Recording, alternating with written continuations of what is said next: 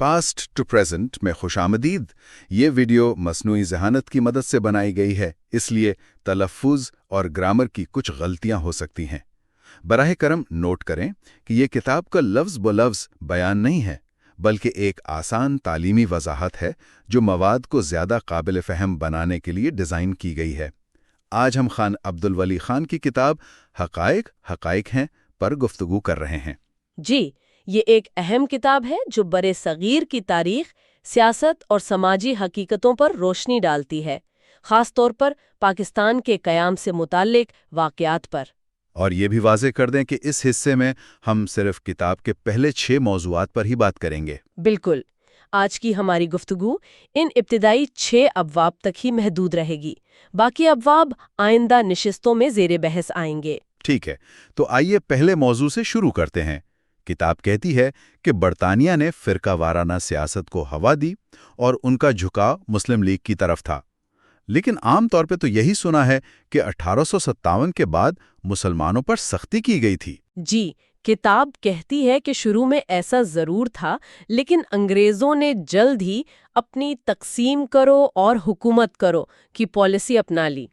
उन्हें लगा कि हिंदुस्तान की हिंदू अक्सरियत उनकी हुकूमत के लिए एक, आप कह लें, मुमकिना खतरा है। अच्छा, तो वली खान के मुताबिक उन्होंने मुसलमानों को एक मुमकिना इत्तेहादी के तौर पर देखा। मुसलमानों की आलमी मौजूदगी, जैसे सल्तनत उस्मानिया वगैरह, भी शायद एक उनसर हो। किताब 1905 की तक़सीम बंगाल को इसी पॉलिसी का हिस्सा समझती है। लेकिन उस वक्त तो सर सैयद अहमद खान जैसे लोग हिंदू मुस्लिम इत्तेहाद की बात कर रहे थे। किताब इस बारे में क्या कहती है? ये बहुत अहम नुक्ता है।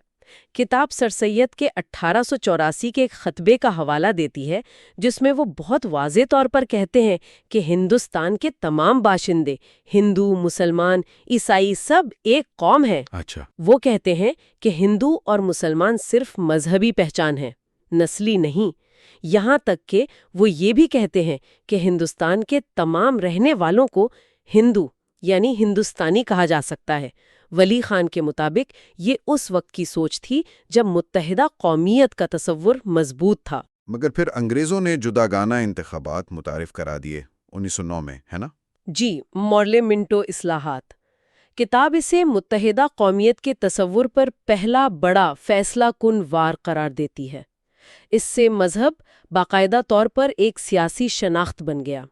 तो यहीं से वो बुनियाद पड़ी जिसे बाद में दो कौमी नजरिया कहा गया सियासी सतह पर। किताब का तो यही तज्जिया है। फिर जब पहली जंग अजीम और खिलाफत तहरीक के दौरान हिंदू मुस्लिम इत्तेहाद बढ़ा, खास तौर पर गांधी जी की वजह से, तो अंग्रेज बहुत परेशान हुए। किताब वाइसराय रीडिंग के 1922 के एक खत का जिक्र करती है, जिसमें वो इस बात पर इत्मीनान जाहिर कर रहे हैं कि उनके एक काउंसिल मेंबर मियां मोहम्मद शफी की कोशिशों से इस इत्तेहाद में दरारें पड़ रही हैं। यानी ये तकसीम करो और हुकूमत करो वाली बात सिर्फ इंतखाबात तक नहीं रही, उसे मजीद आगे बढ़ाया गया। ये हमारा दूसरा मौजू भी है। जी बिल्कुल। किताब लॉर्ड बर्किनहेड, जो उस वक्त सेक्रेटरी ऑफ स्टेट थे, उनके 1925 के एक खत का हवाला देती है। वो लिखते हैं कि जितना ज्यादा हिंदू मुस्लिम इख्तिलाफात नजर आएंगे, उतना ही हम दुनिया को बता सकेंगे कि सिर्फ हम यानी अंग्रेज ही यहाँ हुकूमत कर सकते हैं और अमन कायम रख सकते हैं। ओहो, मतलब ये बाकायदा पॉलिसी थी कि इख्तिलाफात को नुमायां किया जाए। किताब तो यही दावा करती है उस खत की बुनियाद पर, और ये भी बताती है कि उस वक्त मुस्लिम लीग में जो अंदरूनी इख्तिलाफात थे, उन्हें भी इस्तेमाल किया गया। अच्छा, वो कैसे? उस वक्त लीग में दो ग्रुप थे, सर मोहम्मद शफी का और जिन्ना साहब का। शुरू में अंग्रेज जिन्ना साहब से ज्यादा खुश नहीं थे, क्योंकि वो मुश्तरका इंतखाबात की हिमायत करते नजर आते थे। लेकिन वली खान के मुताबिक जब वाइसराय अरविंद ने 1929 में लिखा कि जिन्ना साहब जल्द अपना असर बहाल कर लेंगे और उन्हें साथ मिलाया जा सकता है, तो फिर मुबैना तौर पर अंग्रेजों ने लीग के धड़ों में सुलह सफाई कराने में मदद की, ताकि कांग्रेस के मुकाबले में एक मुत्तहिदा महाज बन सके। और वो जो गोलमेज कॉन्फ्रेंसें हुई लंदन में, उनका क्या किरदार बताया गया है किताब में? किताब का दावा है कि इन कॉन्फ्रेंसों का मकसद इत्तेफाक राय पैदा करना नहीं था, बल्कि हिंदुस्तानी रहनुमाओं के इख्तिलाफात को दुनिया के सामने लाना था। अच्छा, सर सैमुअल हॉर, جو سیکرٹری آف اسٹیٹ تھے، انہوں نے 1931 میں وائسرائے کو لکھا کہ اس سال تو مندوبین میں پچھلے سال سے بھی زیادہ پھوٹ ہے اور کسی فرقہ وارانہ سمجھوتے کا کوئی امکان نہیں۔ کتاب یہ بھی کہتی ہے کہ انہوں نے ڈاکٹر امبیڈکر کو بھی کانگریس سے الگ دکھانے کی کوشش کی تاکہ ہندوستانیوں کو مزید تقسیم کیا جا سکے۔ مقصد یہ تھا کہ دنیا کو دکھایا جائے کہ یہ لوگ آپس میں ہی متفق نہیں تو حکومت کیسے کریں گے؟ جی، کتاب کا تجزیہ تو یہی ہے۔ یہ تو کافی گہری چالیں لگتی ہیں۔ اچھا، تو اختلافات کو ابھارنے کے ساتھ ساتھ کتاب یہ بھی بتاتی ہے کہ انگریز مسلم لیگی رہنماؤں سے کہہ رہے تھے کہ بھئی صرف مخالفت نہ کرو، کوئی اپنا منصوبہ بھی تو پیش کرو۔ اس پر پاکستان کے حوالے سے کیا مختلف خیالات آ رہے تھے؟ یہ تیسرا موضوع ہے۔ جی، کتاب میں کئی منصوبوں کا ذکر ہے۔ سر سکندر حیات کا اپنا فارمولہ تھا، چودھری رحمت علی کا پاکستان نام اور تصور تھا، علامہ اقبال کا خطبہ الہ آباد تھا۔ حتیٰ کہ سر فیروز خان نون نے بھی 1938 میں لندن میں تجویز دی تھی کہ شمال مغربی ہندوستان کو برما کی طرح الگ پاکستان بنا دیں۔ لیکن جب سیکرٹری آف اسٹیٹ لارڈ زٹلینڈ نے مشکلات بتائیں تو کتاب کے مطابق وہ فوراً پیچھے ہٹ گئے۔ اچھا، اتنے سارے منصوبے تھے، لیکن کتاب خاص منصوبے پر زیادہ زور دیتی ہے نا؟ اور وہ دعویٰ تو بہت ہی سنسنی خیز ہے۔ بالکل، ولی خان کا شاید سب سے بڑا دعویٰ یہی ہے۔ وہ کہتے ہیں کہ جب مسلم لیگ کوئی قابل عمل منصوبہ نہیں دے سکی تو وائس رائے للتگو نے اپنی ایگزیکٹو کونسل کے ایک رکن سر چودھری ظفر اللہ خان سے خفیہ طور پر 2 الگ مملکتوں کا منصوبہ بنوایا۔ کیا وائس رائے نے بنوایا؟ کتاب یہی دعویٰ کرتی ہے اور وائس رائے کے خطوط کا حوالہ دیتی ہے، خاص طور پر 12 اپریل 1940 کے خط کا۔ اس میں مبینہ طور پر لکھا ہے کہ یہ منصوبہ خفیہ طور پر لندن بھیجا گیا اور اس کی کاپیاں جناح صاحب اور سر اکبر حیدری کو بھیجیں گے۔ سر اکبر حیدری؟ وہ تو حیدرآباد کے وزیر اعظم تھے۔ جی، شاید مالی معاونت کے امکان کے پیش نظر کتاب کے مطابق ظفر اللہ خان نے یہ شرط رکھی تھی کہ ان کا نام سامنے نہ آئے، لیکن مسلم لیگ چاہے تو اسے اپنا لے۔ تو کیا کتاب یہ کہہ رہی ہے کہ جو قرارداد بعد میں قرارداد پاکستان بنی، اس کا ڈرافٹ وائسرائے نے تیار کروایا تھا؟ جی، ولی خان کے مطابق بنیادی طور پر یہی منصوبہ تھا جسے تھوڑی بہت تبدیلی کے ساتھ مسلم لیگ نے 23 مارچ 1940 کو لاہور میں منظور کر لیا۔ یہ تو تاریخ کی بالکل نئی تشریح ہے۔ کتاب کے مطابق وائسرائے نے خود اسے جناح صاحب کا ایک انتہائی دعویٰ کہا جو کانگریس کے مطالبات کا جواب تھا اور لیگ کو اس الزام سے بچاتا تھا کہ ان کے پاس کوئی اپنا منصوبہ نہیں۔ لیکن اس قرارداد کی تشریح پر تو بعد میں بھی کافی ابہام رہا نا؟ بالکل، کتاب اس کا بھی ذکر کرتی ہے۔ جیسے پنجاب کے وزیر اعلیٰ سر خضر حیات نے بعد میں جناح صاحب سے پوچھا تھا کہ قرارداد میں ریاستوں اسٹیٹس کا ذکر ہے یا ایک ریاست اسٹیٹ کا، اور کیا کوئی راہداری وغیرہ کا بھی منصوبہ ہے؟ یہ ابہام آخر تک رہا۔ صحیح۔ اچھا، اگر یہ مبینہ کہانی تھی قرارداد کے پیچھے، تو پھر خود جناح صاحب کی حیثیت انگریزوں کی نظر میں کیا تھی؟ کیا وہ شروع سے اتنے اہم تھے؟ یہ چوتھا نقطہ ہے۔ کتاب کہتی ہے کہ شروع میں شاید نہیں تھے، لیکن 1937 کے انتخابات نے سب بدل دیا۔ جب کانگریس نے 11 میں سے 8 صوبوں میں حکومت بنا لی تو انگریز واقعی پریشان ہو گئے۔ انہیں مرکز میں اپنی پوزیشن کمزور ہوتی نظر آئی۔ ولی خان وائسرائے لنلتگو اور جناح صاحب کی ملاقاتوں کا ذکر کرتے ہیں۔ اگست 1938 کی ایک ملاقات کا حوالہ ہے جس میں وائسرائے نے لندن لکھا کہ جناح صاحب نے تجویز دی ہے کہ مرکز کو ایسے ہی رہنے دے، انگریز کانگریس والے صوبوں میں مسلمانوں کا خیال رکھیں اور مسلمان مرکز میں انگریزوں کا خاص خیال رکھیں۔ اچھا، ایک طرح کی ڈیل۔ کتاب اسے ایک طرح کی مفاہمت کہتی ہے جہاں دونوں ایک دوسرے کی ضرورت محسوس کر رہے تھے۔ اور پھر دوسری جنگ عظیم شروع ہو گئی۔ اس نے کیا فرق ڈالا؟ اس نے اس تعلق کو اور پکا کر دیا۔ جب کانگریس نے جنگ میں شمولیت کے لیے آزادی کی شرط لگائی اور پھر وزارتوں سے استعفے دے دیے تو انگریزوں نے اسے اپنی کھلی دشمنی سمجھا۔ جی۔ کتاب کے مطابق اب انہیں جناح صاحب اور مسلم لیگ کی پہلے سے بھی زیادہ ضرورت تھی۔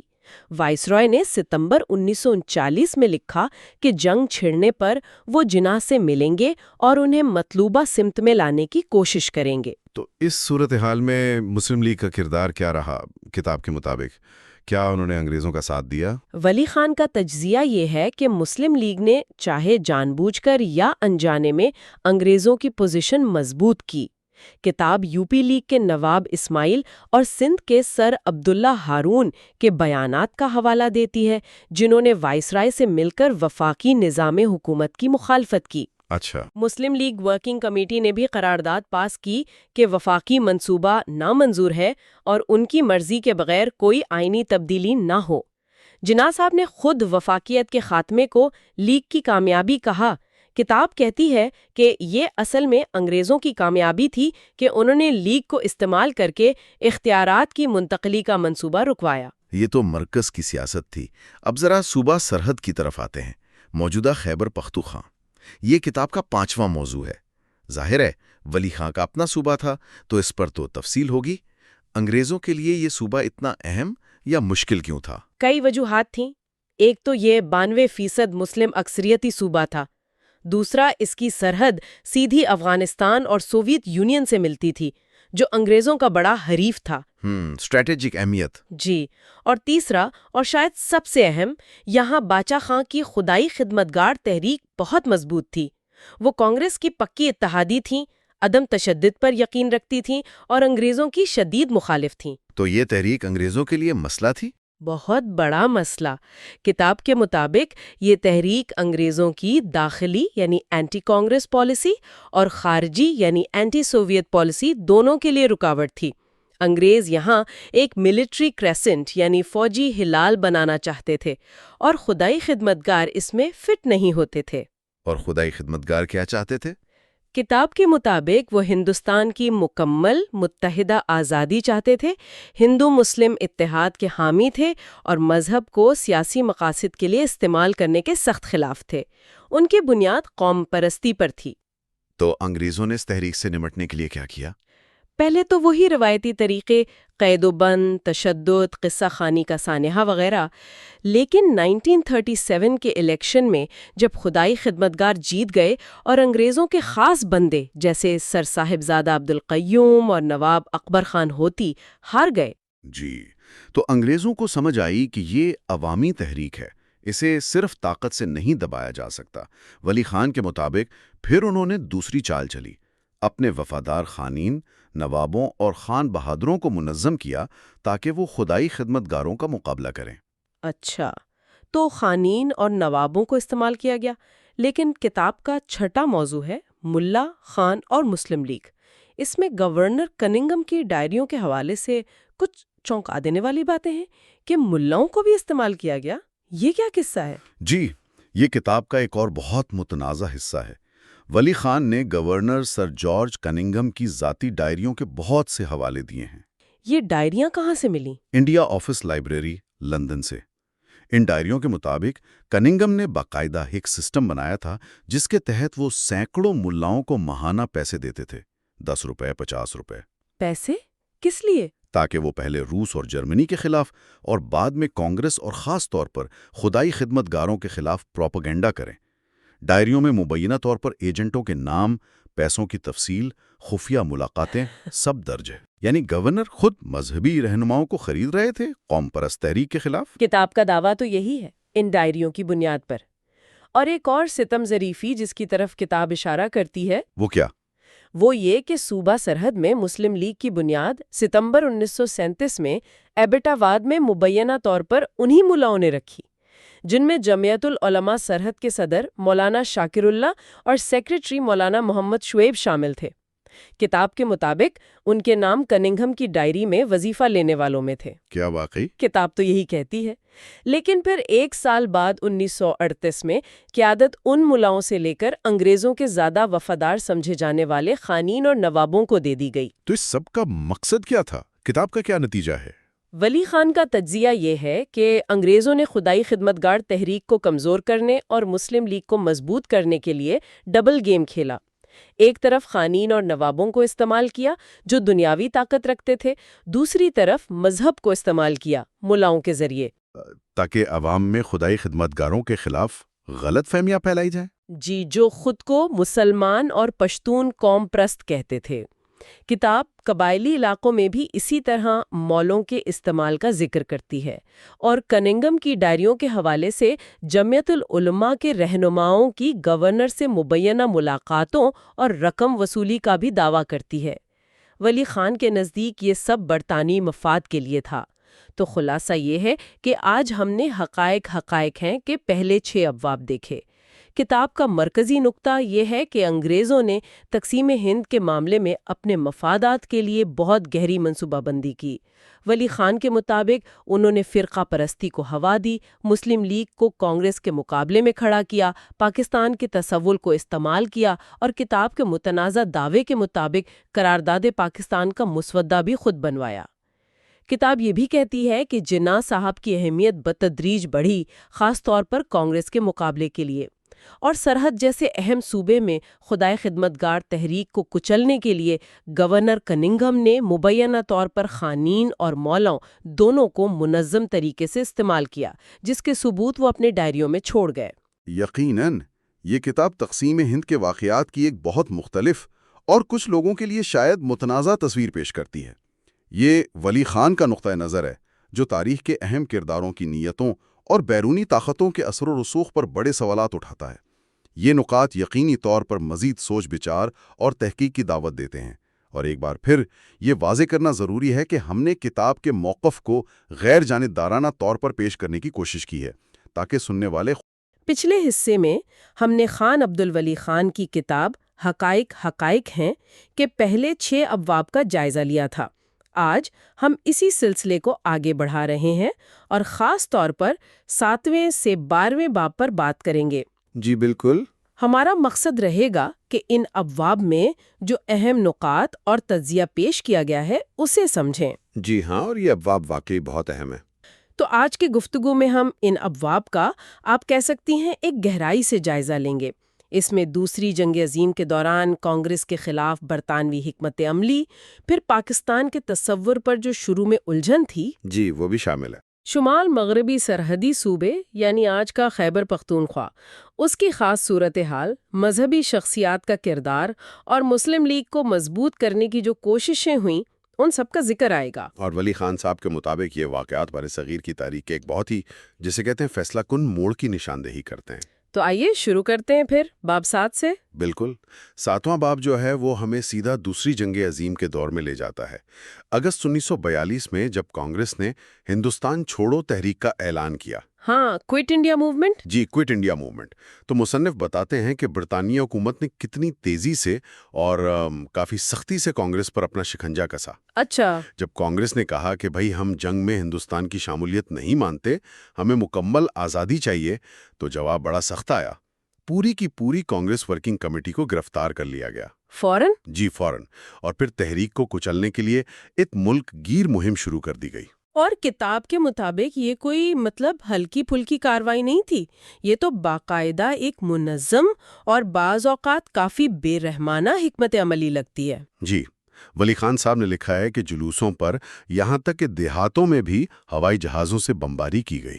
اوہ، بمباری بھی؟ جی، اور جیلیں تو کانگریسی کارکنوں سے بھر گئیں۔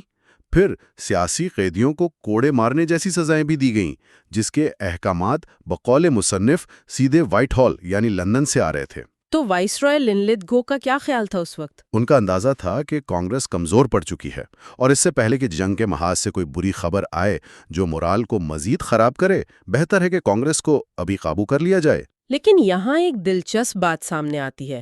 کتاب کہتی ہے کہ انگریزوں کی توقع کے بالکل خلاف ملک بھر میں شدید عوامی رد عمل دیکھنے میں آیا۔ جی، حالانکہ اس کی کوئی خاص تیاری نہیں تھی گئی تھی۔ یہ رد عمل کافی خودرو تھا، اور اس نے برطانوی حکام کو آپ کہہ لیں حیران کر دیا۔ اور وائسرائے لنلتگو کو اس بات پر بھی حیرانی ہوئی کہ ان کی اپنی انٹیلیجنس ایجنسیاں اس تحریک کے پھیلاؤ کا اندازہ کیوں نہیں لگا سکیں۔ بالکل، اور اسی دوران عالمی سطح پر بھی دباؤ بڑھ رہا تھا۔ چین کے رہنما تھے جینگ کائی شک اور امریکی صدر روزویلٹ، انہوں نے چرچل پر زور دیا کہ بھئی ہندوستان میں صورتحال کو سنبھالو۔ لیکن چرچل تو اپنے سخت موقع پر قائم رہے۔ جی وہ تو تھے، لیکن جیسا کہ کتاب میں بتایا گیا ہے، انگریزوں نے یہ محسوس کیا کہ صرف طاقت کا استعمال شاید کافی نہ ہو، انہیں کانگریس کا مقابلہ کرنے کے لیے مقامی اتحادیوں کی ضرورت پڑے گی۔ اچھا، تو یہاں سے پھر ایک نئی حکمت عملی شروع ہوتی ہے۔ جی ہاں، مصنف یہاں ایم این رائے کا ذکر کرتے ہیں۔ کمیونسٹ پارٹی آف انڈیا سے تعلق تھا ان کا، ان پر پابندی لگی ہوئی تھی، تو پیشکش کی گئی کہ آپ پر سے پابندی اٹھا لیتے ہیں بشرطے کہ آپ کانگریس کی مخالفت کریں۔ یعنی بائیں بازو کے گروہوں کو استعمال کرنے کی کوشش۔ بالکل، اور یہ کوشش صرف کمیونسٹوں تک ہی نہیں رہی۔ جو سیکریٹریٹ آف اسٹیٹ برائے ہند تھے ایمری، انہوں نے تو یہ تجویز دی کہ سکھوں میں سکھستان کے مطالبے کو ہوا دی جائے۔ سکھستان؟ جی، تاکہ کانگریس کمزور ہو، لیکن وائسرائے نے یہ تجویز رد کر دی۔ کیوں؟ اس کی کیا وجہ تھی؟ وجہ یہ تھی کہ پنجاب اس وقت یونینسٹ پارٹی کے کنٹرول میں تھا، جو زیادہ تر انگریزوں کی حامی سمجھی جاتی تھی، اور سکھستان والی بات چھیڑنے سے فوج میں سکھوں کی بھرتی پر اثر پڑ سکتا تھا، جو انگریز بالکل نہیں چاہتے تھے۔ اچھا، اسی طرح کتاب میں ذکر ہے کہ شیڈیول کاسٹس یعنی پسماندہ طبقات، ان کو بھی سیاسی طور پر استعمال کرنے کی کوشش کی گئی؟ جی ہاں، لیکن ان کی آبادی پورے ملک میں بکھری ہوئی تھی، تو انہیں ایک الگ سیاسی قوت بنانا ذرا مشکل تھا۔ ایمری نے تو یہاں تک کہہ دیا کہ شاید یہ لوگ اسلام یا عیسائیت قبول کر لیں تو ان کے حقوق کا تحفظ بہتر ہو سکے گا۔ اور ایک اور چال کا بھی ذکر ہے، ہندو مہاسبھا والی۔ جی بالکل، ہندو مہاسبھا کو کہا گیا کہ آپ پاکستان کی مخالفت کریں تاکہ وہ کانگریس کے مقابلے میں کھڑی ہو سکے۔ اس سے ایک تو ہندو مسلم تفریق گہری ہوتی، اور دوسرا امریکہ کو بھی دکھایا جا سکتا تھا کہ دیکھیں جی ہندوستان کا مسئلہ کتنا پیچیدہ ہے، ہم کیا کریں۔ بالکل یہی۔ پھر فروری 1943 میں ایک اہم واقعہ ہوا، گاندھی جی نے جیل میں بھوک ہڑتال شروع کی۔ ہاں، وہ مشہور بھوک ہڑتال۔ جی، اسی دوران کانگریس کی طرف سے مصالحت کی ایک کوشش ہوئی اور محمد علی جناح صاحب کو قومی حکومت بنانے کی پیشکش کی گئی۔ لیکن ولی خان لکھتے ہیں کہ جناح صاحب اور لیاقت علی خان صاحب نے یہ پیشکش قبول نہیں کی۔ کتاب کا نقطہ نظر یہ ہے کہ مسلم لیگ نے عملی طور پر وہ رکاوٹیں قبول کر لیں جو انگریزوں نے کھڑی کی تھی۔ اور ایمری کا وہ تبصرہ بھی ہے کہ ہندوستانی سیاستدان اپنی ناکامیوں کا الزام انگریز حکومت پر ڈال دیتے ہیں۔ جی، وہ بھی کتاب میں نقل کیا گیا ہے۔ یہ صورتحال ہمیں پھر 8ویں باب کی طرف لے جاتی ہے، جس کا عنوان ہے پاکستان پر الجھن۔ جی، گاندھی جی کی بھوک ہڑتال اور وائسرائے کے ایگزیکٹو کونسل سے کچھ غیر مسلم اراکین کے استعفوں کے بعد جو خلا پیدا ہوا، اسے پر کرنے کے لیے وائسرائے نے نئے مسلم اراکین کو کونسل میں شامل کیا۔ ظاہر ہے ان سے وفاداری کی توقع تھی۔ اور اسی دوران پنجاب میں ایک اہم تبدیلی آئی، سر سکندر حیات والی۔ جی، وزیر اعلیٰ سر سکندر حیات خان کی وفات ہو گئی۔ ان کے جانشین بنے خضر حیات ٹوانا۔ انہوں نے جناح صاحب سے پاکستان کے تصور کی وضاحت مانگی۔ اچھا، کیا وضاحت مانگی؟ خاص طور پر یہ پوچھا کہ جو لاہور قرارداد تھی اس میں ریاستوں یعنی سٹیٹس کا لفظ ہے یا ریاست یعنی سٹیٹ کا، اور یہ جو ایک راہداری کوریڈور کی بات ہو رہی تھی اس کا کیا معاملہ ہے؟ تو ولی خان کا کیا تجزیہ ہے اس پر؟ ولی خان صاحب کا مرکزی استدلال یہ ہے کہ پاکستان کے تصور کو جان بوجھ کر مبہم رکھا گیا اور یہ برطانوی مفاد میں تھا۔ کیسے؟ ان کے مطابق اس ابہام سے ایک غیر یقینی اور خوف کی فضا بنتی تھی جو ہندو مسلم اتحاد کو مشکل بناتی۔ وائسرائے لنلت گو نے خود 4 مئی 1943 کو لندن خط لکھا کہ جناح صاحب پاکستان کی واضح تعریف نہیں کر رہے اور یہ راہداری والی بات تو صرف رکاوٹیں کھڑی کرنے کے لیے ہے۔ اور ایمری نے بھی کچھ ایسا ہی لکھا؟ جی، ایمری نے 6 مئی 1943 کو لکھا کہ پاکستان کے عملی نفاذ کے خلاف دلائل بہت مضبوط ہیں، یعنی وہ خود بھی اس کے قابل عمل ہونے پر شک کا اظہار کر رہے تھے۔ ایک اور بات جو اس باب میں ہے وہ گاندھی جی کے خط والی ہے۔ مئی 1943 میں انہوں نے جیل سے جناح صاحب کو خط لکھنے کی کوشش کی۔ جی، یہ شاید مصالحت کی ایک اور کوشش تھی، لیکن برطانوی حکومت نے وہ خط روک لیا۔ روک لیا؟ جی، دلچسپ بات یہ ہے کہ وائسرائے لنلت گو خود تو خط بھیجنے کے حق میں تھے۔ ان کا خیال تھا کہ اس سے کوئی خاص فرق نہیں پڑے گا، لیکن لندن سے خاص طور پر چرچل کی طرف سے سخت ہدایت آئی کہ نہیں، خط روکو، کہیں کانگریس اور لیگ میں کوئی سمجھوتا نہ ہو جائے۔ تو یہ واقعہ ولی خان کے مطابق برطانوی حکمت عملی کو ظاہر کرتا ہے۔ بالکل، اور اسی تناظر میں وائسرائے لنلت خون نے 10 جون 1943 کو اپنا ایک تجزیہ لندن بھیجا۔ کیا تجزیہ تھا وہ؟ انہوں نے جناح اور مسلم لیگ کا کانگریس سے موازنہ کیا۔ ان کے خیال میں جناح صاحب گاندھی جی سے کم خطرناک تھے۔ کیوں؟ کیونکہ وہ ایک اقلیت کی نمائندگی کرتے تھے اور ان کا انحصار کافی حد تک برطانوی مدد پر تھا۔ اور مسلم لیگ کی تنظیم کے بارے میں؟ لنلت خو کے مطابق مسلم لیگ کی تنظیم بھی کانگریس کے مقابلے میں کمزور تھی، اور امکان یہی تھا کہ جناح صاحب کوئی مثبت تعاون تو نہیں کریں گے لیکن حکومت سے سیدھا ٹکرانے سے بھی بچیں گے۔ چلیں اب 9ویں باب کی طرف آتے ہیں۔ یہ خاص طور پر شمال مغربی سرحدی صوبے یعنی NWFP پر ہے۔ عنوان ہے صوبہ سرحد اور فوجی ہلال، یہ باب تو ولی خان صاحب کے لیے ذاتی طور پر بھی اہم ہوگا؟ جی بالکل، کیونکہ ان کا تعلق اسی علاقے سے تھا اور وہ یہاں خدائی خدمتگار تحریک جس کی قیادت ان کے والد باچا خان کر رہے تھے اسے برطانوی منصوبوں میں ایک بڑی رکاوٹ کے طور پر پیش کرتے ہیں۔ رکاوٹ؟ کس طرح کی رکاوٹ؟ دیکھیں، یہ تحریک نہ تو انگریزوں کی مسلمانوں اور غیر مسلموں کو بانٹنے کی کوششوں میں فٹ بیٹھتی تھی اور نہ ہی ان کی کانگریس مخالف یا سوویت یونین مخالف پالیسیوں سے ملتی تھی۔ یہ تو متحدہ ہندوستان کی آزادی کی بات کر رہی تھی۔ اور صوبہ سرحد کی اسٹریٹجک اہمیت بھی تو تھی۔ بہت زیادہ، 92% آبادی مسلمان، سرحدیں سوویت یونین کے قریب، اور 1917 کے روسی انقلاب کے بعد یہ سرحد صرف جغرافیائی نہیں رہی تھی، نظریاتی بھی بن گئی تھی۔ تو انگریزوں کا منصوبہ کیا تھا یہاں؟ فوجی ہلال کیا چیز تھی؟ ولی خان کے مطابق انگریزوں کا منصوبہ یہ تھا کہ کمیونزم کے پھیلاؤ کو روکنے کے لیے اسلام کو ایک نظریاتی ڈھال بنایا جائے۔ وہ ایک فوجی ہلال یعنی ملٹری کرسچن بنانا چاہتے تھے، ترکی سے لے کر چین تک مسلم ممالک کا ایک بلاک جو مغرب نواز ہو اور سوویت یونین کے خلاف کام آئے۔ اور اس منصوبے کے لیے صوبہ سرحد اہم تھا؟ بالکل، ضروری تھا کہ صوبہ سرحد کو بھی اسلام کے نام پر باقی ہندوستان سے الگ کیا جائے۔ لیکن خدائی خدمتگار اس کے مخالف تھے؟ سخت مخالف، وہ فرقہ پرستی کے خلاف تھے، سامراجی مقاصد کے لیے مذہب کے استعمال کے خلاف تھے اور برطانوی غلامی کے خلاف تھے۔ وہ متحدہ ہندوستان کی آزادی کے لیے کانگریس کے ساتھ کھڑے تھے، وہی کانگریس جسے انگریز ہندو جماعت ثابت کرنے پر تلے ہوئے تھے۔ تو خدائی خدمتگار تحریک انگریزوں کے لیے ایک بڑا چیلنج بن گئی؟ جی ہاں، اور کتاب میں تفصیل سے بتایا گیا ہے کہ انگریزوں نے اس تحریک کو کمزور کرنے کے لیے کیا کیا حربے استعمال کیے۔ مثلاً؟ ایک طرف تو سیدھا سیدھا جبر تھا، گرفتاریاں، تشدد، جائیدادیں ضبط کرنا۔ دوسری طرف مقامی بااثر لوگ، خان صاحب، خان بہادر، سر، جاگیردار، جن کے مفادات انگریزوں سے جڑے تھے، انہیں خدائی خدمتگاروں کے خلاف کھڑا کیا گیا۔ اور انتخابات کا کیا نتیجہ نکلا 1935 کے ایکٹ والے؟ ان انتخابات میں محدود ووٹنگ کے باوجود خدائی خدمتگاروں نے شاندار کامیابی حاصل کی۔ کئی بڑے بڑے انگریز نواز ہار گئے۔ اس سے یہ بھی ثابت ہوا کہ صوبے میں خدائی خدمتگاروں کا کوئی متبادل موجود ہی نہیں تھا۔ کتاب میں یہ بھی ذکر ہے کہ انگریزوں نے ایک نئی اشرافیہ بھی تیار کی۔ جی ہاں، یہ بھی ایک دلچسپ نکتہ ہے۔ ولی خان لکھتے ہیں کہ جو روایتی پشتون جرگہ نظام تھا، اس کی جگہ انگریزوں نے ایسے قوانین کو اختیارات دیے جو ان کی مرضی پر چلتے تھے۔ اس سے پشتون معاشرہ اندر سے تقسیم ہوا۔ اور ان وفاداروں میں بھی آپس میں لڑائی جھگڑا کرایا؟ جی، تاکہ وہ مزید انگریزوں پر انحصار کرے۔ اور پھر آیا سب سے مؤثر ہتھیار، مذہب کا استعمال۔ بالکل، ولی خان کے مطابق صوبہ سرحد میں مسلم لیگ کی بنیاد ہی سپٹمبر 1937 میں ایبٹ آباد میں کچھ مولویوں جیسے مولانا شاکر اللہ اور مولانا محمد شعیب کے ذریعے رکھوائی گئی۔ اچھا۔ جی، اور بعد میں جب ڈاکٹر خان صاحب کی کانگریسی وزارت نے کچھ اصلاحات کیں جن سے جاگیردار طبقے کو اپنا نقصان نظر آیا، تو انگریزوں نے ان نوابوں، سروں اور خان بہادروں کو مسلم لیگ کی قیادت سنبھالنے پر اکسایا۔ سپٹمبر 1938 میں ایک جاگیردار سعد اللہ خان نے مولانا شاکر اللہ کی جگہ صوبائی مسلم لیگ کی صدارت سنبھال لی۔ تو یہ سارا پس منظر ہمیں 10ویں باب کی طرف لے جاتا ہے، ملا کی قیمت۔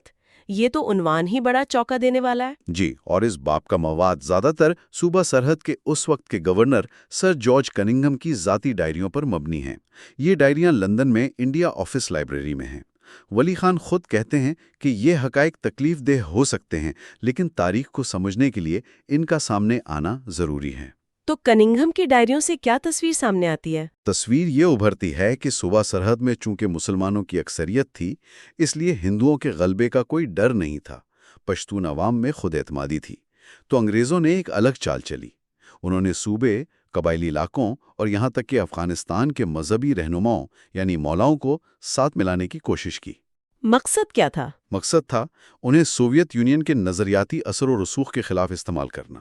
کتاب میں ذکر ہے کہ اس سے پہلے افغانستان کے بادشاہ امان اللہ خان کے خلاف بھی مذہب کو استعمال کیا گیا تھا۔ اور اس کا طریقہ کار کیا تھا؟ کتاب میں کچھ تفصیل ہے؟ جی، پورا طریقہ کار بیان کیا گیا ہے۔ ایک مقامی اہلکار تھے خان بہادر قلی خان، انہیں مولاؤں سے رابطے اور خفیہ ملاقاتوں کا کام دیا گیا۔ ایک ملا مرود تھے جو پہلے خاکسار تھے، انہیں بھی ساتھ میں لایا گیا۔ اور پروپیگنڈا کیا کیا جاتا تھا؟ پروپیگنڈا یہ تھا کہ بھئی انگریز تو اہل کتاب ہیں، جبکہ بولشوکس یعنی کمیونسٹ تو ملحد ہیں، لہٰذا برطانیہ کا ساتھ دینا اسلام کی خدمت ہے۔ جنگ کے دوران دشمن بدلتے رہے، کبھی جرمنی، اٹلی، کبھی سوویت یونین، کبھی کانگریس، لیکن لائن یہی رہی۔ اور کیا یہ صرف باتیں تھیں یا کچھ عملی اقدامات بھی تھے؟ نہیں، عملی اقدامات تھے۔ کننگھم کی ڈائریوں میں باقاعدہ ادائیگیوں کا ذکر ملتا ہے۔ ملا مروت کے ذریعے جمعیت علماء سرحد، جو بظاہر ایک مذہبی تنظیم تھی، اس کے عہدیداروں اور حامیوں کو پیسے دیے جاتے تھے۔ کوئی مثال؟ جی، ایک مثال دی گئی ہے کہ جمعیت علماء سرحد کے ذریعے وزیرستان کے مشہور گوریلا رہنما فقیر اے پی تک یہ پیغام پہنچانے کی کوشش کی گئی کہ بھائی آپ انگریزوں کی مخالفت چھوڑ دیں، کیونکہ انگریز تو خود کفر یعنی جرمنی اور اٹلی سے لڑ رہے ہیں، اور یہ سب خفیہ رکھا گیا۔ اور یہ ادائیگیوں کا نظام کتنا وسیع تھا؟ کتاب کے مطابق کافی منظم تھا، باقاعدہ درجہ بندی تھی۔ چھوٹے ملاؤں کو مقامی قوانین پیسے دیتے تھے، تقریباً 40-50 روپے یکمشت اور پھر 10 روپے مہینہ۔ 10 روپے مہینہ؟ جی، درمیانے درجے کے ملاؤں کو ڈپٹی کمشنر ڈیل کرتے تھے، اور جو بڑے اور زیادہ اثر و رسوخ والے تھے ان سے گورنر خود رابطے میں رہتے تھے۔ پشاور، مردان، کوہاٹ، بنو، ڈی آئی خان، حتیٰ کہ سوات تک کی مثالیں دی گئی ہیں۔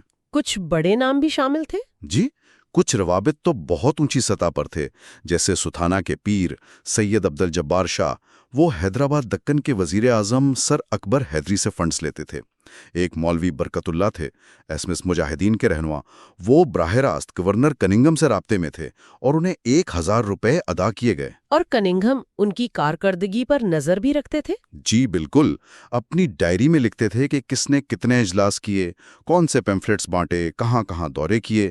مولانا شعیب نے ستیاگرہ کی مذمت کی، مولانا مد اللہ نے کانگریس مخالف پیمفلیٹ چھاپا۔ اور اس بات کی تصدیق بھی کی جاتی تھی کہ یہ لوگ واقعی کام کر رہے ہیں؟ ہاں، گورنر خفیہ طور پر بندے بھیجتے تھے جو جمعے کے خطبوں میں سنتے تھے کہ حکومت کی حمایت میں بات ہو رہی ہے یا نہیں۔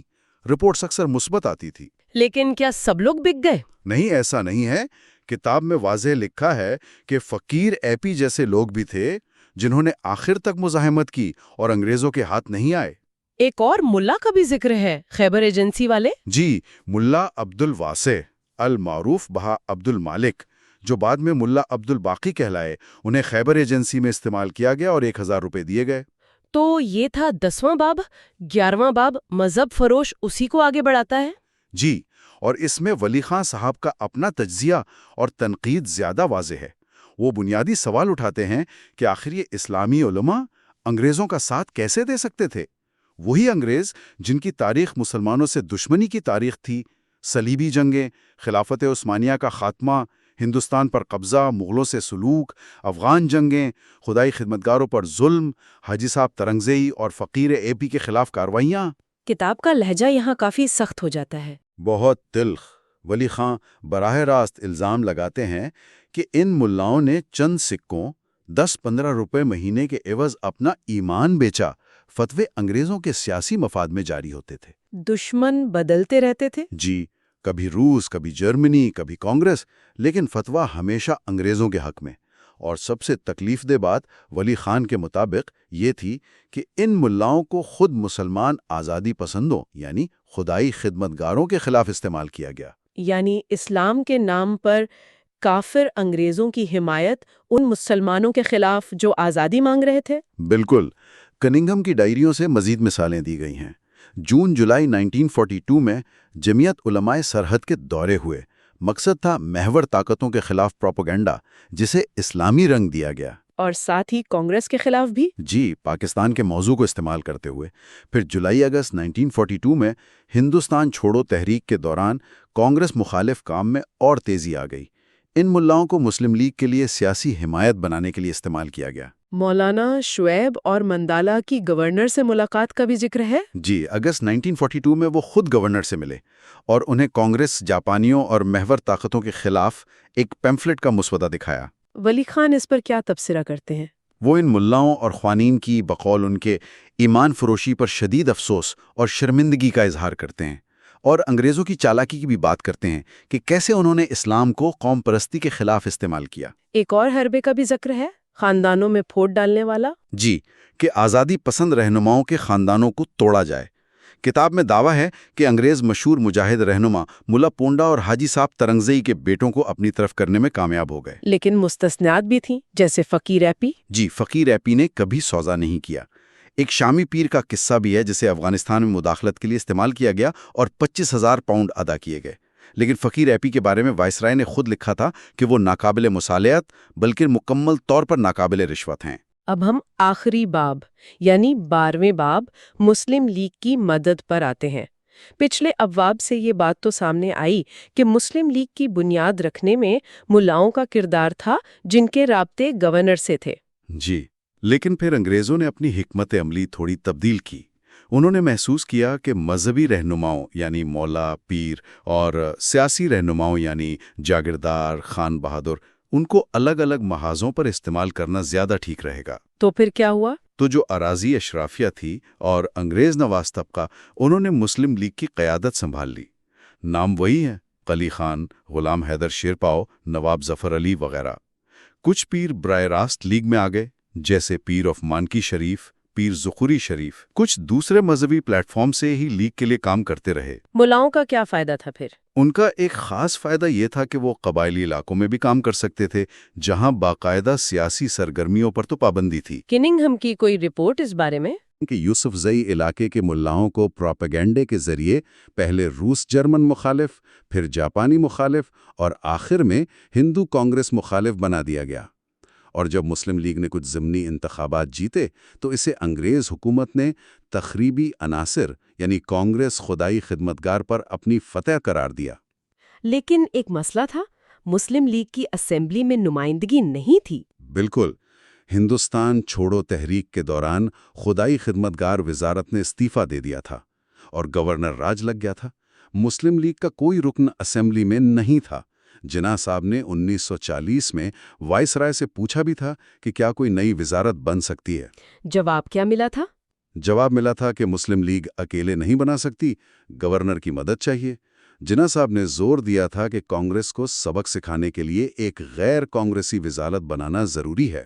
تو یہاں برطانوی حکومت اور مسلم لیگ کا مقصد ایک ہو گیا؟ جی، مقصد مشترک نظر آتا ہے۔ مسلم لیگ کو مسلمانوں کی واحد نمائندہ جماعت ثابت کرنا اور کانگریس کو صرف ہندوؤں کی جماعت بنا کر پیش کرنا۔ صوبہ سرحد میں خدائی خدمتگاروں کی موجودگی اس نظریے کی نفی کرتی تھی، اس لیے وہاں لیگ کی حکومت بنوانا اہم تھا۔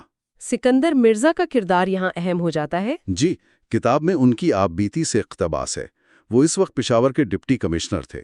ستمبر 1942 میں جناح صاحب ان سے ملے اور صوبہ سرحد میں مسلم لیگ کی وزارت بنوانے میں مدد مانگی۔ حالانکہ لیگ کی حالت کمزور تھی، بہت کمزور، اور مقامی رہنما سردار اورنگزیب خان کی ساکھ بھی اچھی نہیں تھی، لیکن جناح صاحب نے اسے مسلمانوں کا فرض قرار دیا۔ اور گورنر کننگھم بھی یہی چاہتے تھے۔ جی، انہوں نے سکندر مرزا کو کہا کہ حکومت ہند چاہتی ہے کہ صوبے میں جلد وزارت بنے تاکہ دنیا کو پیغام جائے کہ یہ صوبہ کانگریس کے ساتھ نہیں۔ موقع بھی تھا کیونکہ خدائی خدمتگار MLAs جیلوں میں تھے۔ تو وزارت کیسی بنی؟ اورنگزیب خان کو کہا گیا۔ جی، گورنر نے اورنگزیب خان کو کہا۔ سکندر مرزا خود اس سے خوش نہیں تھے۔ وہ سردار عبدالرب نشتر کو بہتر سمجھتے تھے، جو اس وقت احرار پارٹی میں تھے، یعنی مسلم لیگ مخالف۔ تو پھر نشتر صاحب کیسے مانے؟ سکندر مرزا لکھتے ہیں کہ انہوں نے نشتر صاحب سے رابطہ کیا اور انہیں اسلام کے نام پر مسلم لیگ میں شامل ہونے اور وزارت قبول کرنے پر آمادہ کیا۔ نشتر صاحب مان گئے، لیگ میں شامل ہوئے اور وزیر بن گئے۔ اس طرح اورنگزیب خان کی قیادت میں وزارت بن گئی۔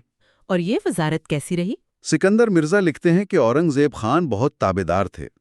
کننگھم نے بھی اپنی ڈائری میں انہیں انتہائی فرما بردار لکھا، جو مشورہ دینے کے بجائے ہمیشہ مشورہ مانگتے تھے۔ وہ جانتے تھے کہ ان کا وجود انگریزوں کی مدد پر ہے۔ لیکن یہ کامیاب نہیں ہوئی، اندرونی اختلافات تھے۔ جی، اورنگزیب خان اور صوبائی لیگ کے صدر سعد اللہ خان میں کشیدگی تھی۔ گورنر خود ان جھگڑوں سے پریشان تھے۔ کننگھم نے مئی 1944 میں لکھا کہ لیگ انتظامیہ کی ساکھ ووٹ خریدنے کی وجہ سے کیچڑ جیسی ہو گئی ہے۔ اور آخرکار یہ وزارت گر گئی۔ جی، گورنر نے 1944 کا خزاں اجلاس ملتوی کر دیا۔ بہار 1945 میں جب اجلاس ہوا تو کانگریس نے عدم اعتماد کی تحریک پیش کی اور وزارت ہار گئی۔ دلچسپ بات یہ کہ سعد اللہ خان نے بھی وزارت کے خلاف ووٹ دیا۔ اس ناکامی کے بعد انگریزوں نے کیا کیا؟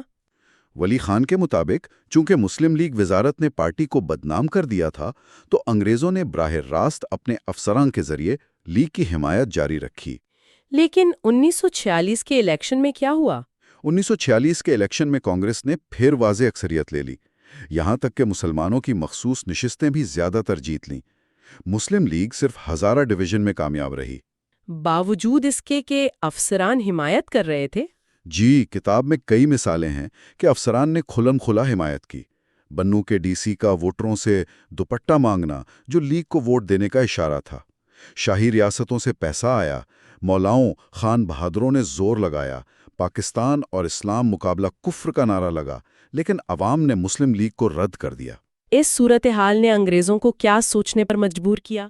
ولی خان کے مطابق انگریز اس نتیجے پر پہنچے کہ آئینی اور انتخابی طریقوں سے مسلم لیگ کو صوبہ سرحد میں کامیاب کرانا ممکن نہیں، اب انہیں دوسرے طریقوں پر غور کرنا تھا۔ اور اسی دوران تبدیلیاں بھی ہوئیں۔ جی، انتخابات کے بعد ڈاکٹر خان صاحب نے دوبارہ وزارت بنائی۔ ان کے پاس 33 حمایتی تھے، لیگ کے پاس صرف 17، اور گورنر کننگم کو ہٹا کر سر اولف کیرو کو بھیج دیا گیا، جو ایک نئی حکمت عملی کا اشارہ تھا۔ تو یہ تھے ان 6 ابواب کے اہم نکات جیسا کہ ولی خان صاحب نے اپنی کتاب میں پیش کیے ہیں۔ واقعی ایک بہت ہی پیچیدہ اور آپ کہہ سکتی ہیں متنازعہ دور کی تصویر کشی ہے۔ بالکل۔ آج کی گفتگو میں ہم نے خان عبد الولی خان کی کتاب حقائق ہیں کہ 7ویں سے 12ویں ابواب کا ایک طرح سے جائزہ لیا۔ مصنف کے مطابق ان ابواب میں دوسری جنگ عظیم کے دوران کانگریس کو کمزور کرنے کی برطانوی کوششیں نظر آتی ہیں۔ جی، پاکستان کے تصور کے بارے میں جو شروع میں ابہام تھا اس کا ذکر ہے۔ صوبائی سرحد کی جو خاص سیاسی صورتحال تھی، وہاں مذہبی رہنماؤں اور مقامی اشرافیہ کو کیسے سیاسی طور پر استعمال کیا گیا۔ ہاں، وہ ملاؤں والا باب تو خاص طور پر۔ جی، وہ تو بہت تفصیل سے ہے۔ اور پھر مسلم لیگ کو مصنوعی طور پر سہارا دینے کی جو کوششیں ہوئیں، ان کا تفصیلی اور بعض اوقات واقعی چونکا دینے والا بیان ملتا ہے۔ مصنف کا مرکزی نقطہ نظر کیا ہے ان سب میں؟ ان کا مرکزی نقطہ نظر یہی ہے کہ برطانوی سامراجی مفادات کو حاصل کرنے کے لیے کس طرح مقامی وفادار عناصر اور مذہبی جذبات کو استعمال کیا گیا۔ مقصد کیا تھا؟ قوم پرست تحریکوں کا راستہ روکنا اور خطے کی تقدیر کا فیصلہ اپنی مرضی کے مطابق کرنا۔ اور آخر میں ایک سوال جو یہ سارا تجزیہ ذہن میں چھوڑ جاتا ہے، وہ کیا ہو سکتا ہے؟ وہ شاید یہ ہو سکتا ہے کہ ولی خان جس طرح سے برطانوی حکمت عملیوں، مقامی گٹھ جوڑ اور مذہب کے سیاسی استعمال کی تفصیل بتاتے ہیں، اس سے ان سیاسی صفبندیوں، اعتماد یا عدم اعتماد کی فضا اور ان تنازعات کی جڑوں کے بارے میں کیا سمجھا جا سکتا ہے جو تقسیم ہند کے وقت اور اس کے بعد سامنے آئیں۔ جی بالکل، اور جن کے اثرات شاید آج بھی کسی نہ کسی شکل میں ہمارے معاشروں میں موجود ہیں۔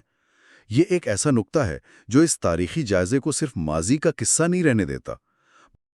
پچھلے حصوں میں ہم نے خان عبد الولی خان کی کتاب حقائق ہیں کہ باب 1 سے 12 تک بحث کی۔ اس حصے میں ہم صرف باب 13 سے 18 پر توجہ مرکوز کریں گے۔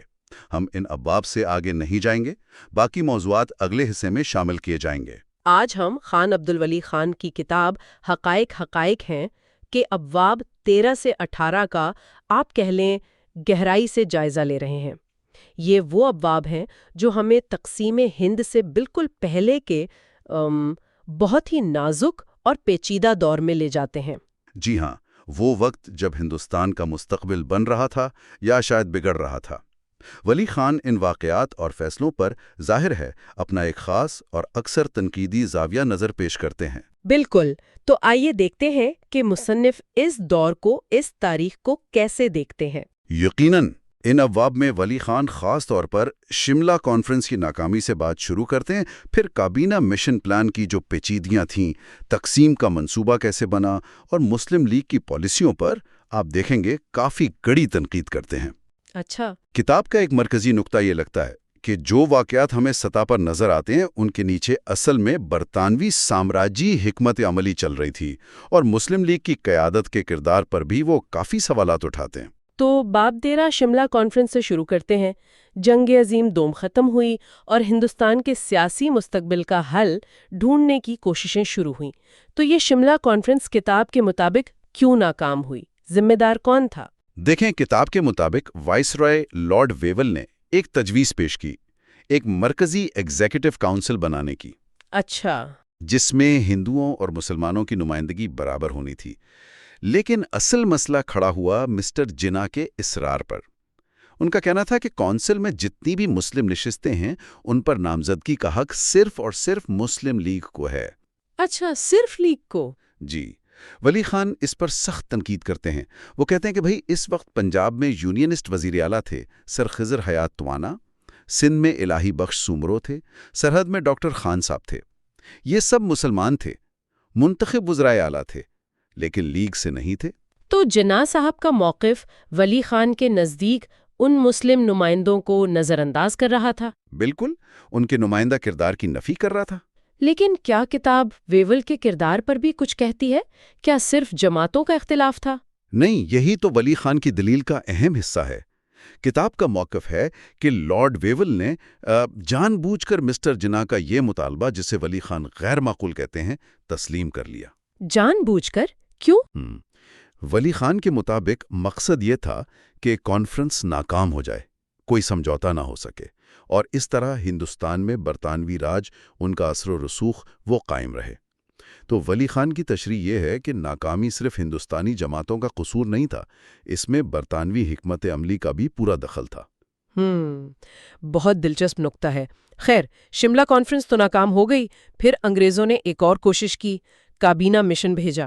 باب 14 اسی کے بارے میں ہے. یہ مشن کیا منصوبہ لایا تھا، اور ولی خان اس کے بعد کے جو پرتشدد واقعات ہوئے، خاص کر ڈائریکٹ ایکشن، اسے کیسے دیکھتے ہیں؟ جی، برطانیہ میں حکومت بدلی، لیبر پارٹی آئی، اور انہوں نے یہ کابینہ مشن بھیجا. یہ ایک کافی پیچیدہ منصوبہ لائے تھے، جس کا مقصد تھا ہندوستان کو متحد رکھنا. صوبوں کو 3 گروپوں میں تقسیم کرنے کی تجویز تھی، اے، بی اور سی. گروپ بی اور سی میں مسلم اکثریتی صوبے تھے. اچھا. حیرانی کی بات یہ ہوئی، کتاب کے مطابق، کہ مسلم لیگ نے شروع میں یہ منصوبہ قبول کر لیا، جس کا مطلب تھا کہ وقتی طور پر انہوں نے علیحدہ پاکستان کا مطالبہ آپ کہہ لیں چھوڑ دیا. اچھا، یہ تو واقعی حیرانی کی بات ہے. جی، لیکن پھر جب کانگریس نے کچھ اپنے تحفظات کے ساتھ، کچھ اپنی تشریحات کے ساتھ مشروط منظوری دی، تو مسلم لیگ نے اپنی منظوری واپس لے لی. اور اسی کے بعد پھر ڈائریکٹ ایکشن کا اعلان ہوا. کتاب اس کے بارے میں کیا کہتی ہے، خاص کر جو کلکتہ میں ہوا؟ جی ہاں، لیگ نے منصوبہ مسترد کیا اور ڈائریکٹ ایکشن ڈے منایا. یہاں ولی خان ایک بہت متنازع دعویٰ کرتے ہیں. وہ کہتے ہیں کہ یہ ایکشن اصل میں انگریز سرکار کے خلاف نہیں تھا، بلکہ کانگریس اور ہندوؤں کے خلاف تھا. اور ان کے متعلق اس کا نتیجہ نکلا کلکتہ کے ہولناک فسادات کی شکل میں. ہزاروں لوگ مارے گئے.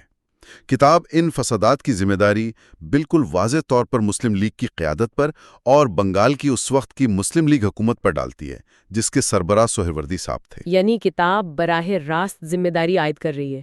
اس کے بعد پھر عبوری حکومت بنی. لیگ شروع میں شامل نہیں ہوئی، بعد میں ہوئی. ولی خان کا پھر وہی موقف ہے کہ اس پورے عرصے میں وائسرائے ویول جو تھے وہ لیگ کی حمایت کرتے رہے.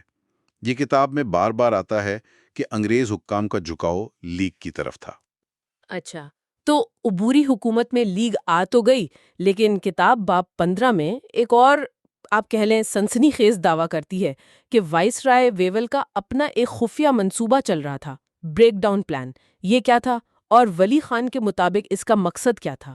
جی، ولی خان کے مطابق ویول تو پکے تھے کہ ہندوستان تقسیم ہونا ہے، چاہے عبوری حکومت کام کر رہی تھی یا نہیں. ان کا یہ بریک ڈاؤن پلان تھا، مطلب ایک خفیہ منصوبہ کہ اگر کانگریس کے ساتھ بات چیت بالکل ہی ناکام ہو جائے تو کیا کرنا ہے. تو کیا کرنا تھا؟ منصوبہ یہ تھا کہ جو کانگریسی اکثریت والے صوبے ہیں، یعنی ہندوستان، وہ کانگریس کو دے دیے جائیں، اور انگریز اپنی فوج، اپنے افسر، ان کے خاندان، ان سب کو لے کر مسلم اکثریتی صوبوں میں، یعنی جو مجوزہ پاکستان تھا، وہاں منتقل ہو جائیں. اچھا، یہ تو بڑی عجیب بات ہے. مقصد کیا تھا اس کا؟ ولی خان اس کا تجزیہ کرتے ہوئے کہتے ہیں کہ اصل مقصد تھا مستقبل کے ہندوستان کو دفاعی طور پر کمزور کرنا، اور جو مسلم اکثریتی علاقے ہیں انہیں برطانیہ اپنے اسٹریٹجک مفادات کے لیے محفوظ کر لے، خاص کر سوویت یونین کے خلاف ایک فوجی ہلال یعنی ملٹری کریسنٹ بنانا. فوجی ہلال مطلب مسلم علاقوں کی ایک پٹی؟ جی، ایک ایسی زنجیر مسلم علاقوں کی جو مستقبل میں سوویت یونین کے خلاف ایک دفاعی لائن کا کام دے. یہ ولی خان کا تجزیہ ہے. یہ تو تقسیم کے پیچھے بالکل ہی مختلف محرکات لگ رہے ہیں. فوجی اور اسٹریٹجک، کیا کتاب اس دعوے کی کوئی بنیاد بتاتی ہے؟ کتاب کہتی ہے کہ ویول نے اس منصوبے پر مسلم لیگ کی قیادت سے رابطہ کیا، سر فیروز خان نون کے ذریعے، اور لیگ کو یہ منصوبہ قابل قبول لگا۔ اچھا۔ ہاں، لیکن لندن میں جو حکومت بیٹھی تھی انہوں نے اسے منظور نہیں کیا۔ ولی خان کہتے ہیں کہ ویول پھر بھی باز نہیں آئے۔ انہوں نے دستور ساز اسمبلی کا اجلاس ملتوی کروایا، رہنماؤں کو لندن بلایا تاکہ کسی طرح اپنا منصوبہ منظور کروا لے۔ تو یہ تجزیہ اہم اس لیے ہے کہ یہ تقسیم کے پیچھے برطانوی فوجی اور اسٹریٹیجک اینگل کو سامنے لاتا ہے، جو عام طور پر صرف سیاسی یا مذہبی بحثوں میں گم ہو جاتا ہے۔ صحیح، تو ویول کا منصوبہ تو کامیاب نہیں ہوا، لیکن تقسیم کا امکان تو بڑھتا جا رہا تھا۔ باب 16 میں پھر کتاب کا فوکس پنجاب اور سرحد پر آ جاتا ہے۔ ان صوبوں میں کیا ہو رہا تھا، خاص کر جب اقتدار کی منتقلی قریب آ رہی تھی؟ جی، جب نئے وائسرائے لارڈ ماؤنٹ بیٹن آئے اور انہوں نے جون 1948 کی ڈیڈ لائن دے دی اقتدار منتقل کرنے کی، تو کتاب کے مطابق مسلم لیگ نے پنجاب اور سرحد میں جہاں ان کی حکومتیں نہیں تھیں وہاں اقتدار حاصل کرنے کی کوششیں بہت تیز کر دیں۔ کیسے؟ مطلب کیا طریقے اختیار کیے گئے ولی خان کے مطابق؟ ولی خان کا دعویٰ ہے کہ چونکہ لیگ پچھلے الیکشن میں ان صوبوں میں اکثریت نہیں لے سکی تھی، تو اب مبینہ طور پر غیر آئینی طریقے، دباؤ والے طریقے اپنائے گئے۔ پنجاب میں کیا ہوا کہ سول نافرمانی کی تحریک چلائی گئی، بڑے پیمانے پر فرقہ وارانہ فسادات ہوئے۔ اچھا۔ نتیجہ یہ نکلا کہ مارچ 1947 میں سر خضر حیات توانا کی یونینسٹ وزارت تھی، جو ایک ملی جلی حکومت تھی، اسے استعفیٰ دینا پڑا اور وہاں گورنر راج لگ گیا، یعنی براہ راست انگریزوں کا کنٹرول۔ اور صوبہ سرحد میں وہاں تو خدائی خدمت گار تحریک تھی، کانگریس کی حکومت تھی، وہاں کیا صورتحال تھی؟ سرحد میں جی ہاں، ڈاکٹر خان صاحب کی کانگریسی حکومت تھی اور خان عبدالغفار خان کی خدائی خدمت گار تحریک بہت مضبوط تھی، کانگریس کی اتحادی تھی، تو لیگ کے لیے وہاں صورتحال زیادہ مشکل تھی۔ تو وہاں کیا ہوا؟ یہاں کتاب ایک اور آپ کہہ لیں دھماکہ خیز دعویٰ کرتی ہے، اور اس کے لیے وہ سکندر مرزا جو بعد میں صدر بنے ان کی خود نوشت کا حوالہ دیتی ہے۔ اچھا، کیا دعویٰ ہے؟ دعویٰ یہ ہے کہ فروری 1947 میں مسٹر جناح نے سکندر مرزا کو بلایا اور کہا کہ پاکستان بنوانے کے لیے قبائلی علاقوں میں انگریزوں کے خلاف جہاد شروع کر دیا جائے تاکہ ان پر دباؤ کرے۔ کیا جہاد؟ جی، ولی خان لکھتے ہیں کہ اس کے لیے نواب بھوپال نے فنڈنگ بھی دی، باقاعدہ منصوبہ بندی بھی ہوئی، لیکن پھر جب تقسیم اور پاکستان کا بننا تقریباً یقینی ہو گیا تو یہ منصوبہ مبینہ طور پر ترک کر دیا گیا۔ ظاہر ہے یہ الزامات بہت سنگین اور متنازع ہیں۔ یقیناً، یعنی ولی خان کے مطابق جہاں انتخابات سے بات نہیں بنی وہاں دوسرے راستے اختیار کیے گئے۔ خیر، اب آتے ہیں باب 17 پر۔ لارڈ ماؤنٹ بیٹن آ گئے اور تقسیم کا منصوبہ فائنل ہو رہا ہے۔ ولی خان ماؤنٹ بیٹن کی حکمت عملی اور اس تیز رفتار عمل کو کیسے دیکھتے ہیں؟ کتاب بتاتی ہے کہ ماؤنٹ بیٹن نے آتے ہی بہت تیزی سے کام شروع کیا، سب بڑے لیڈروں سے ملے۔ گاندھی جی نے تو ایک تجویز یہ بھی دی کہ ملک کو اکٹھا رکھنے کے لیے جناح صاحب کو ہی وزیر اعظم بنا دیں، حکومت بنانے دیں، لیکن جناح صاحب نے انکار کر دیا۔ ولی خان یہاں جناح صاحب کی اس سختی کو ایک اور ممکنہ وجہ سے جوڑتے ہیں۔ وہ کہتے ہیں کہ شاید امریکی دلچسپی بھی تھی کہ امریکہ مستقبل کے پاکستان کو سوویت یونین کے خلاف ایک اتحادی کے طور پر دیکھ رہا تھا۔ اچھا، یہ ایک اور اینگل ہے۔ جی، خیر، آخرکار ماؤنٹ بیٹن نے تقسیم کا منصوبہ پیش کر دیا۔ پنجاب اور بنگال تقسیم ہوں گے مسلم اور غیر مسلم اکثریت کی بنیاد پر۔ آسام کا ضلع سلہٹ اور صوبہ سرحد ان میں ریفرنڈم ہوگا۔ سرحد میں بھی ریفرنڈم؟ جی، کہ وہ پاکستان میں جانا چاہتے ہیں یا ہندوستان میں۔ سرحدوں کے لیے باؤنڈری کمیشن بنے گا، اور ٹائم لائن انتہائی تیز، اگست 1947 تک سب کچھ مکمل کرنا تھا، صرف چند مہینے۔ کتاب خاص طور پر سرحد میں ریفرنڈم کے فیصلے پر سوال اٹھاتی ہے۔ ولی خان کا کیا موقف ہے اس پر؟ کیوں کرایا گیا ریفرنڈم وہاں ان کے نزدیک؟ یہ ولی خان کے تجزیے کا ایک اہم نقطہ ہے۔ وہ کہتے ہیں کہ بھائی جب کانگریس اور لیگ دونوں بڑی پارٹیاں تقسیم کے اصول پر مان گئیں اور جغرافیائی طور پر سرحد کا پاکستان میں جانا ویسے ہی طے تھا، تو پھر وہاں ریفرنڈم کی کیا منطق تھی؟ ہاں، یہ سوال تو بنتا ہے۔ ولی خان اسے ایک سیاسی چال قرار دیتے ہیں۔ ان کے مطابق مقصد تھا کانگریس کی اتحادی، خدائی خدمتگار تحریک اور ڈاکٹر خان صاحب کی حکومت کو نیچا دکھانا۔ کیسے؟ کیونکہ یہ معلوم تھا کہ خدائی خدمتگار تقسیم کے خلاف ہے، وہ ریفرینڈم کا بائیکاٹ کریں گے۔ جب وہ بائیکاٹ کریں گے تو ظاہر ہے مسلم لیگ آسانی سے جیت جائے گی، جس سے یہ لگے گا کہ صوبے کے عوام نے لیگ کے حق میں فیصلہ دیا ہے۔ اچھا، یہ تو واقعی ایک الگ تشریح ہے۔ جی، اور کتاب اس وقت کے گورنر سر اولیف کیرو ان پر شدید جانبداری کا الزام بھی لگاتی ہے، اور چیف سیکریٹری ڈی لا فارق ان کی ایک خفیہ رپورٹ کا حوالہ بھی دیتی ہے، جس میں مبینہ طور پر یہ لکھا تھا کہ اگر صاف شفاف الیکشن ہوئے تو کانگریس اور خدائی خدمتگار ہی جیتیں گے۔ یہ واقعی ایک اہم نکتہ ہے جو ولی خان نے اٹھایا ہے۔ چلیں اب آخری باب کی طرف بڑھتے ہیں، باب 18، پاکستان کی بنیاد۔ اس میں نہرو کے دورہ سرحد کا ذکر ہے، صوبوں کی تقسیم، ریاستوں کا مسئلہ اور لیگ کا نظریہ۔ ان پہ کتاب کیا کہتی ہے؟ جی، ولی خان لکھتے ہیں کہ جب پنڈت نہرو نے، جو عبوری حکومت کے نائب صدر تھے، سرحد اور خاص کر قبائلی علاقوں کا دورہ کرنے کا فیصلہ کیا تو گورنر اولیف کیرو نے سخت مخالفت کی۔ اچھا، کتاب کا دعویٰ ہے کہ اس دورے کے دوران قبائلی علاقوں میں احتجاج کروائے گئے۔ پیر مان کی شریف جیسے مذہبی رہنما اور دوسرے ملاؤں نے اس میں کردار ادا کیا۔ ولی خان الزام لگاتے ہیں کہ انگریز پولیٹیکل ایجنٹس جیسے کرنل خورشید، انہوں نے خفیہ طور پر قبائلی سرداروں کو، ملکوں کو نہرو کے خلاف مظاہروں کی ہدایت دی۔ یعنی منظم احتجاج تھا؟ جی، کتاب یہی کہتی ہے۔ مالاکنڈ میں نہرو کے قافلے پر پتھراؤ بھی ہوا، حملہ ہوا۔ اس کی ذمہ داری کتاب وہاں کے پولیٹیکل ایجنٹ شیخ محبوب علی پر ڈالتی ہے۔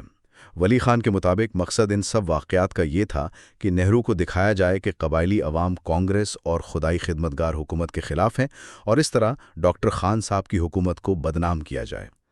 اور جو صوبوں کی تقسیم ہوئی، پنجاب اور بنگال کی، کیا ولی خان یہ سمجھتے ہیں کہ یہ صرف انگریزوں کا فیصلہ تھا؟ نہیں، یہاں کتاب اس عام خیال کو چیلنج کرتی ہے کہ یہ تقسیم بس انگریزوں نے مسلط کر دی۔ ولی خان دلیل دیتے ہیں کہ مسلم لیگ کی قیادت کو اچھی طرح معلوم تھا کہ تقسیم شدہ صوبوں میں آبادی کا تناسب کیا ہے، کہاں مسلم اکثریت ہے، کہاں نہیں۔ یہ کابینہ مشن کے وقت سے پتا تھا۔ اچھا، وہ آغا خان سویم اور سکھ لیڈر بلدیو سنگھ کا حوالہ دے کر کہتے ہیں کہ مسٹر جناح خود بھی غیر مسلم اکثریت علاقے ہندوستان کو دینے پر راضی تھے۔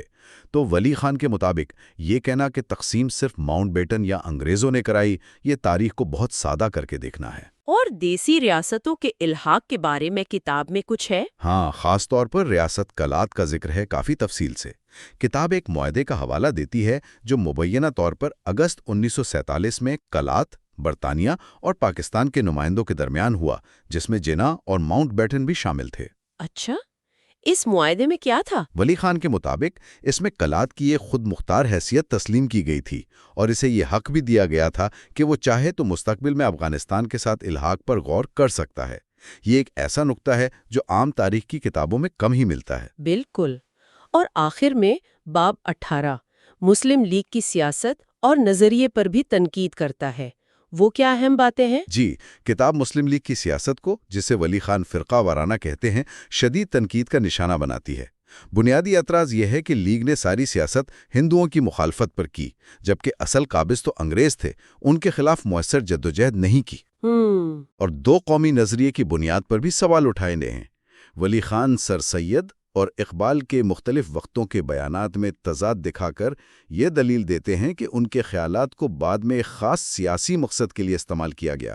اور ان مسلمانوں کا کیا ہوا جو ہندوستان میں رہ گئے؟ ہاں، کتاب ان لاکھوں مسلمانوں کے مستقبل پر بھی سوال اٹھاتی ہے جو ان صوبوں میں تھے جہاں مسلمانوں کی اکثریت نہیں تھی۔ ولی خان انہیں محروم وارث کہتے ہیں کہ تقسیم نے ان کے مسائل کیسے حل کیے۔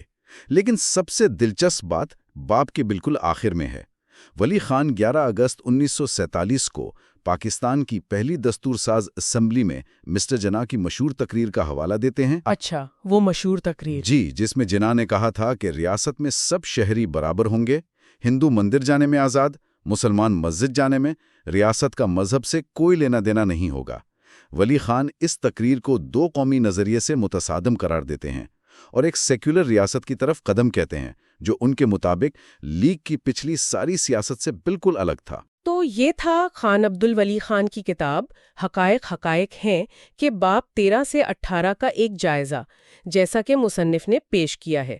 ہم نے دیکھا کہ ولی خان تقسیم تک کے واقعات کو کیسے دیکھتے ہیں، خاص کر برطانوی کردار، مسلم لیگ کی حکمت عملی اور سرحد کی سیاست پر ان کی کیا تنقیدی رائے ہے۔ بالکل، ولی خان ایک بہت مخصوص اور کئی جگہ متنازع تاریخی تصویر پیش کرتے ہیں۔ وہ سرکاری یا زیادہ مقبول تاریخ سے ہٹ کر واقعات کے پیچھے چھپے ہوئے مبینہ محرکات، خفیہ منصوبوں اور اسٹریٹجک مفادات کو سامنے لانے کی کوشش کرتے ہیں۔ جی، کتاب ان فیصلوں کی جو انسانی قیمت تھے، جو سیاسی پیچیدگیاں تھیں، جو نظریاتی تضادات تھے، ان پر بہت زور دیتی ہے۔ یہ چیزیں اکثر سادہ کہانیوں میں کھو جاتی ہیں۔ ولی خان کے مطابق یہ دور اقتدار کی ایک بے رحم کشمکش تھی، گہرے سامراجی مفاد تھے، ذاتی انائیں تھیں۔ بالکل۔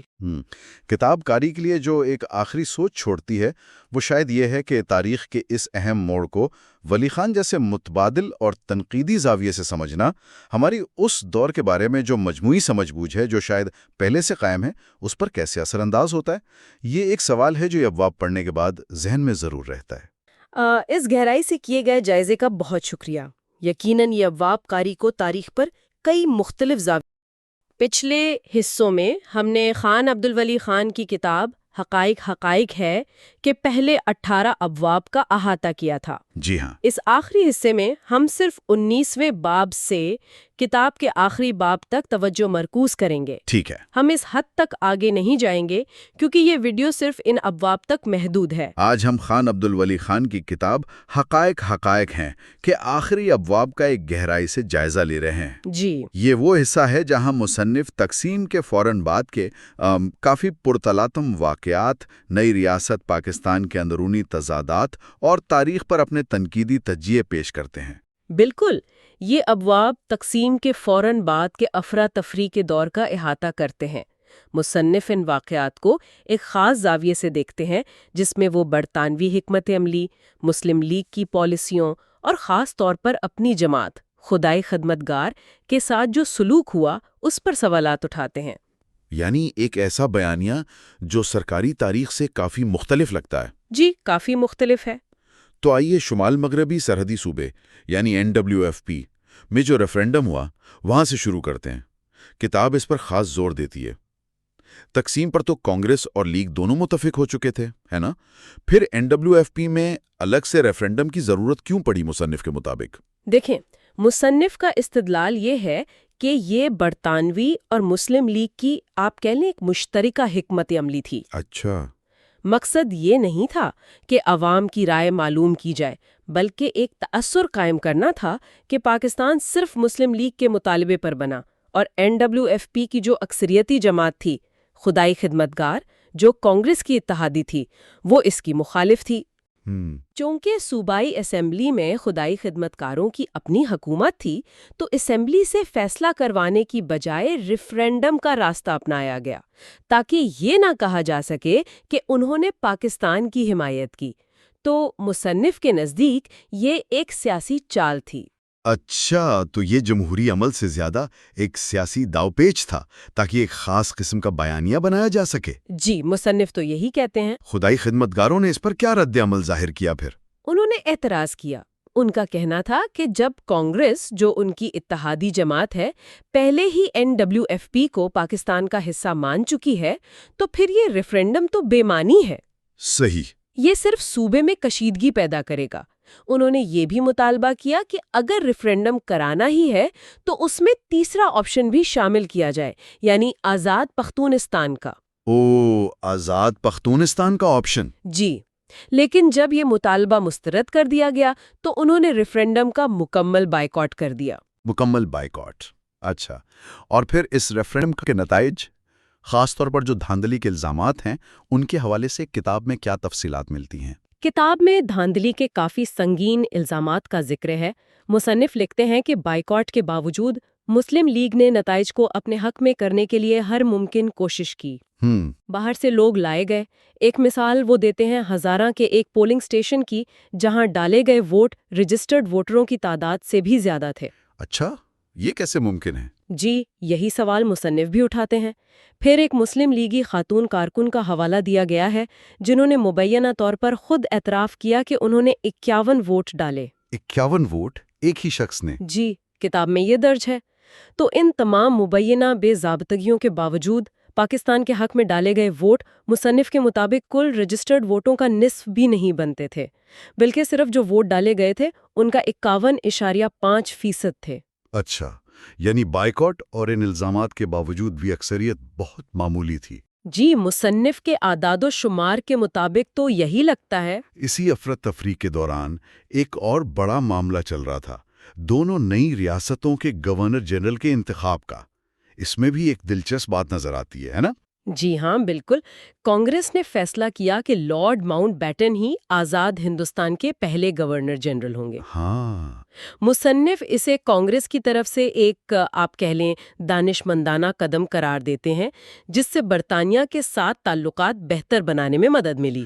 ٹھیک۔ لیکن دوسری طرف مسلم لیگ میں قائد اعظم محمد علی جناح کو پاکستان کا گورنر جنرل نامزد کیا۔ اچھا، ولی خان اس پر تبصرہ کرتے ہوئے لکھتے ہیں کہ مسلم لیگ جو ہمیشہ انگریزوں سے قربت کا دعویٰ کرتی تھی، وہ اس موقع پر ماؤنٹ بیٹن کو مشترکہ گورنر جنرل مان کر ایک خیرسگالی کا مظاہرہ کر سکتی تھی، لیکن شاید ان کے خیال میں ذاتی عہدے کو زیادہ اہمیت دی گئی۔ یہ ان کا تجزیہ ہے۔ اور پھر 11 اگست 1947 قائد اعظم کی دستور ساز اسمبلی میں وہ مشہور تقریر ہوئی جس کا حوالہ آج تک دیا جاتا ہے۔ ولی خان اسے کس نظر سے دیکھتے ہیں؟ ولی خان اس تقریر کو بہت اہم سمجھتے ہیں، لیکن ایک مختلف زاویے سے۔ وہ اسے مسلم لیگ کی طرف سے دو قومی نظریے سے عملی طور پر دستبرداری قرار دیتے ہیں۔ دستبرداری؟ کیسے؟ دیکھیے، قائد اعظم نے بہت واضح طور پر کہا کہ پاکستان میں تمام شہری، چاہے وہ ہندو ہوں، مسلمان ہوں یا کسی اور مذہب سے، برابر ہوں گے۔ ریاست کا ان کے مذہب سے کوئی لینا دینا نہیں ہوگا، اور وقت کے ساتھ یہ مذہبی شناختیں سیاسی طور پر غیر اہم ہو جائیں گی۔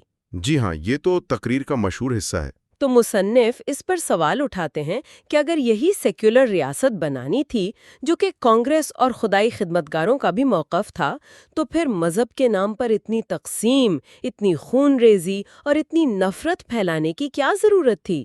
یہ ان کے نزدیک ایک بنیادی تضاد تھا۔ ایک بہت بڑا سوال ہے یہ۔ اچھا، تقسیم کے یہ سیاسی پہلو تو تھے ہی، لیکن اس کی جو انسانی قیمت تھی وہ تو ناقابل تصور حد تک زیادہ تھی۔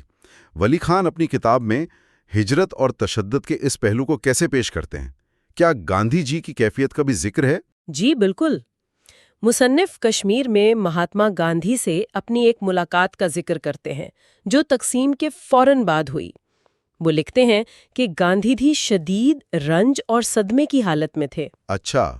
انہوں نے ولی خان سے کہا کہ ان کا مقصد صرف ہندوستان کی آزادی نہیں تھا، بلکہ ہندو مسلم اتحاد تھا، اور اس مقصد میں وہ بری طرح ناکام ہو گئے ہیں۔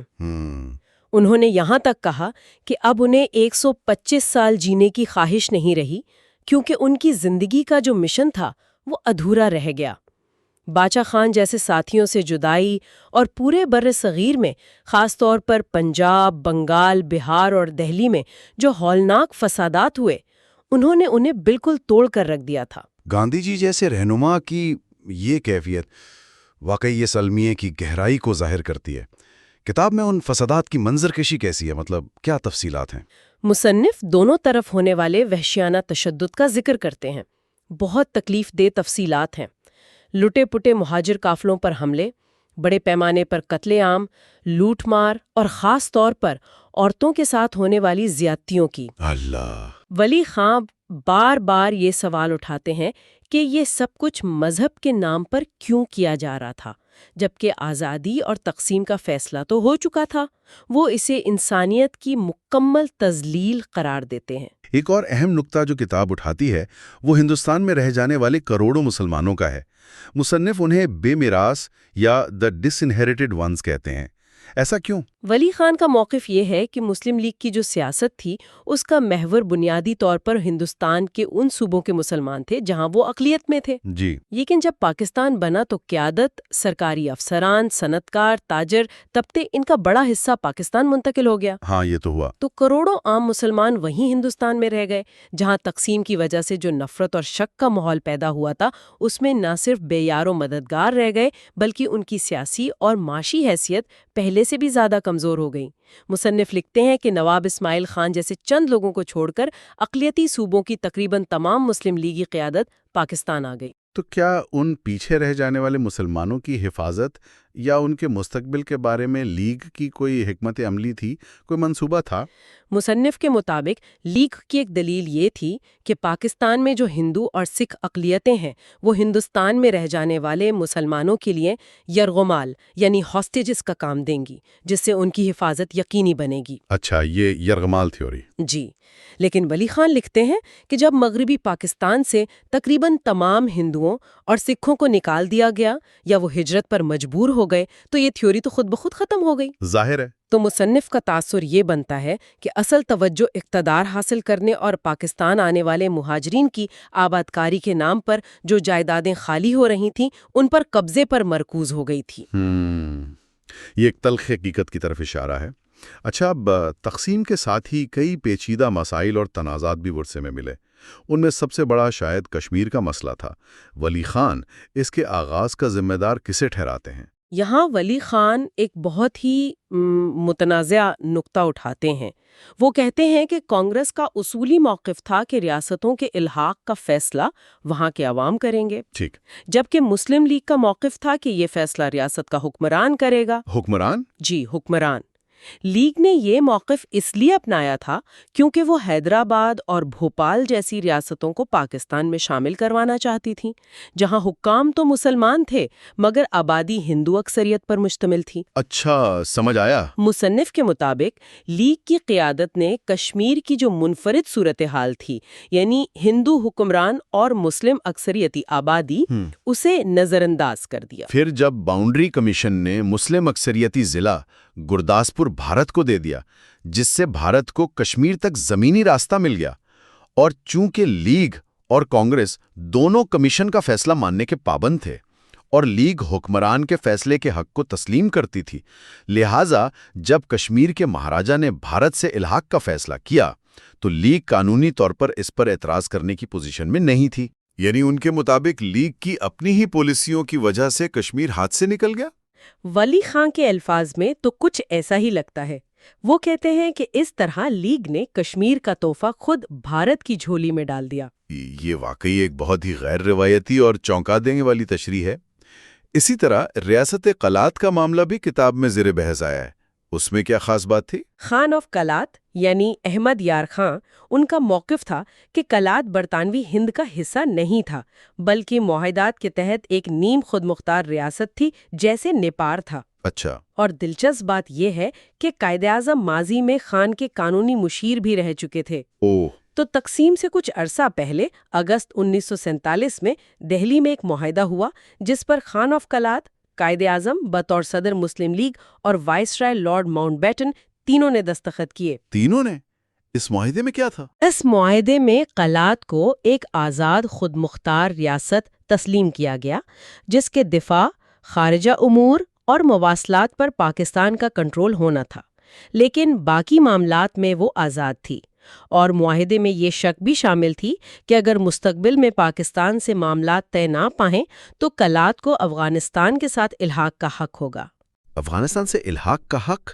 یہ تو بڑی عجیب بات ہے۔ جی، ولی خان بھی اس پر بہت حیرت کا اظہار کرتے ہیں۔ وہ کہتے ہیں کہ ایک طرف مسلم لیگ بنگال اور پنجاب جیسے بڑے صوبوں کو تقسیم کرنے پر تیار ہو گئی، اسام کا ایک ضلع لینے پر اکتفا کیا، لیکن دوسری طرف قلات جیسی ریاست کو افغانستان کے ساتھ الحاق کا آپشن دے رہی تھی۔ یہ انہیں لیگ کی پالیسی میں ایک بہت بڑا تضاد نظر آتا ہے۔ واقعی یہ سمجھنا مشکل ہے۔ اچھا، اب ذرا پاکستان کے اندرونی سیاسی چیلنجز کی طرف آتے ہیں۔ کتاب کے مطابق پاکستان بننے کے فوراً بعد پنجاب اور NWFP میں جو غیر مسلم لیگی حکومتیں تھیں ان کے ساتھ کیا سلوک کیا گیا؟ مصنف کے مطابق فروری 1947 میں جب برطانوی حکومت نے تقسیم کا عندیہ دیا تو مسلم لیگ نے ان دو صوبوں میں جہاں ان کی حکومت نہیں تھی اپنی پوزیشن مستحکم کرنے پر توجہ مرکوز کی۔ ٹھیک ہے۔ پنجاب میں سر خضر حیات ٹوانا کی یونینسٹ پارٹی کی مخلوط حکومت تھی۔ اس کے خلاف مسلم لیگ نے سول نافرمانی کی تحریک شروع کی۔ بڑے پیمانے پر مظاہرے ہوئے، احتجاج ہوئے، جن میں فرقہ وارانہ تشدد بھی شامل تھا۔ اس دباؤ کے نتیجے میں مارچ 1947 میں خضر حیات نے استعفیٰ دے دیا اور صوبے میں گورنر راج نافذ کر دیا گیا۔ اور NWFP میں وہاں تو خدائی خدمتگاروں کی واضح اکثریت اور حکومت تھی، وہاں کیا حکمت عملی اپنائی گئی؟ NWFP میں صورتحال زیادہ پیچیدہ تھی۔ ولی خان یہاں سکندر مرزا، جو بعد میں پاکستان کے صدر بھی بنے، ان کی خود نوشت سوانح عمری فرام پلاسی ٹو پاکستان کا حوالہ دیتے ہیں۔ اچھا، سکندر مرزا کی؟ جی، سکندر مرزا لکھتے ہیں کہ فروری 1947 میں قائد اعظم نے انہیں بلایا اور کہا کہ پاکستان کا قیام یقینی بنانے کے لیے NWFP اور اس سے ملے ہوئے قبائلی علاقوں میں سنگین گڑبڑ یعنی سیریس ٹربل پیدا کرنا بہت ضروری ہے، ورنہ انگریز ہندوستان کا کنٹرول کانگریس کو دے دیں گے۔ سنگین گڑبڑ کیا مطلب؟ قائد اعظم نے مبینہ طور پر سکندر مرزا کو مشورہ دیا کہ وہ سرکاری ملازمت سے استعفیٰ دے کر قبائلی علاقے میں جائیں اور وہاں جہاد منظم کریں۔ جہاد ایک منتخب حکومت کے خلاف؟ کتاب میں یہی لکھا ہے۔ سکندر مرزا نے اس کام کے لیے 1 کروڑ روپے کا تخمینہ لگایا، جس کی ابتدائی فنڈنگ نواب آف بھوپال نے فراہم کی۔ 1 کروڑ روپے؟ جی، ولی خان کے مطابق یہ منصوبہ بعد میں اس وقت ترک کر دیا گیا جب پاکستان کا بننا تقریباً یقینی نظر آنے لگا۔ اچھا۔ ہراس پھیلانے اور سرکاری افسران کی ملی بھگت سے ڈاکٹر خان صاحب کی منتخب وزارت کو غیر مستحکم کرنے اور بدنام کرنے کی کوششوں کا بھی تفصیل سے ذکر کرتے ہیں۔ یہ تو بہت سنگین الزامات ہیں جو منتخب حکومتوں کے خلاف طاقت کے استعمال کی طرف اشارہ کرتے ہیں۔ اچھا، ایک اور پہلو جس پر کتاب روشنی ڈالتی ہے وہ نئی ریاست پاکستان میں برطانوی اثر و رسوخ کا ہے۔ کیا آزادی واقعی مکمل تھی مصنف کے مطابق؟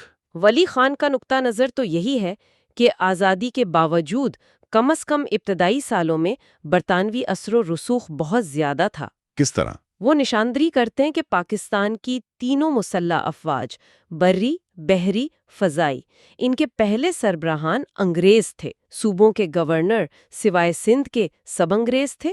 مرکزی حکومت میں کئی اہم سیکرٹریوں کے عہدوں پر انگریز افسران فائز تھے۔ یعنی کلیدی عہدوں پر؟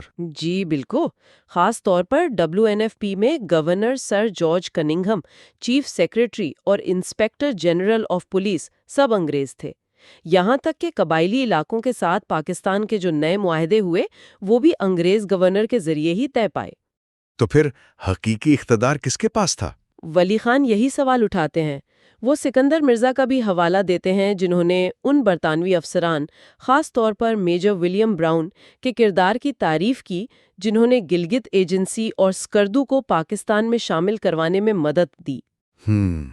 اور خود مسلم لیگ کی پالیسیوں میں جو تضادات پائے جاتے تھے، کیا کتاب اس پر بھی بات کرتی ہے؟ جی بالکل، ولی خان کئی مثالیں دیتے ہیں۔ مثلاً ایک طرف پیر آف مانکی شریف جیسے مذہبی رہنماؤں کو خط لکھ کر یقین دلایا گیا کہ پاکستان میں اسلامی شریعت نافذ کی جائے گی۔ جی ہاں، یہ تو مشہور خط ہے۔ تو دوسری طرف سکندر مرزا جیسی شخصیت سے گفتگو میں ایک جدید سیکولر ریاست کے قیام کا عزم ظاہر کیا گیا۔ پھر ایک ہندو رہنما جوگندر ناتھ منڈل، انہیں پاکستان کا پہلا وزیر قانون مقرر کرنا، جو بظاہر ایک اسلامی ریاست کے تصور سے مطابقت نہیں رکھتا تھا۔ ہاں، یہ بھی ایک نکتہ ہے۔ اور سب سے بڑھ کر 2 قومی نظریے کی بنیاد پر ملک کا قیام، اور پھر 11 اگست کی تقریر میں اس نظریے سے عملی طور پر انحراف کر لینا۔ ولی خان کے نزدیک یہ سب باتیں ظاہر کرتی ہیں کہ پاکستان کے مستقبل کے بارے میں کوئی واضح متفقہ نظریہ موجود نہیں تھا اور پالیسیوں میں شدید تضادات تھے۔ اچھا، اب ہم کتاب کے اختتامی حصے اور مصنف کے حتمی مشاہدات کی طرف آتے ہیں۔ ولی خان مجموعی طور پر برطانوی پالیسیوں کی میراث کو کس طرح دیکھتے ہیں؟ تقسیم کا اصل مقصد کیا تھا ان کے نزدیک؟ دیکھیں، ولی خان کا بنیادی تھیسس یہ ہے کہ تقسیم برصغیر کے عوام کے مفاد میں نہیں تھی، چاہے وہ ہندو ہوں یا مسلمان۔ یہ خالصتاً برطانوی سامراجی مفادات کے تحت کی گئی۔ سامراجی مفادات کس قسم کے؟ ان کے مطابق برطانیہ کا مقصد ایک ایسی اسلامی ریاست یا اسلامی قلعہ قائم کرنا تھا جو مستقبل میں سوویت یونین کے بڑھتے ہوئے اثر و رسوخ کے خلاف مغرب کے لیے ایک تصویراتی اثاثہ یعنی اسٹریٹجک ایسٹ ثابت ہو۔ اچھا، ایک بفر سٹیٹ کی طرح؟ جی، کچھ ایسا ہی۔ اس عمل میں وہ کہتے ہیں ہندوستان اور پاکستان دونوں کو جان بوجھ کر کمزور کیا گیا، ہندوستان کو اس کی تاریخی دفاعی سرحدوں سے محروم کر کے اور پاکستان کو جغرافیائی طور پر 2 حصوں میں تقسیم کر کے اور معاشی طور پر کمزور بنا کر، تاکہ دونوں ممالک اپنی سلامتی اور ترقی کے لیے مغربی طاقتوں پر انحصار کرنے پر مجبور رہیں۔ اور نتیجہ یہ نکلا کہ دونوں ملک عوام کی بھلائی پر وسائل خرچ کرنے کی بجائے ایک مہنگی اور تباہ کن ہتھیاروں کی دوڑ میں الجھ گئے۔ اور مسلم لیگ کی سیاست اور 2 قومی نظریے پر ان کی حتمی تنقید کا نچوڑ کیا ہے؟ ولی خان کی تنقید کا مرکز یہ ہے کہ مسلم لیگ نے اپنی سیاسی جدوجہد کی بنیاد غلط دشمن کی شناخت پر رکھی۔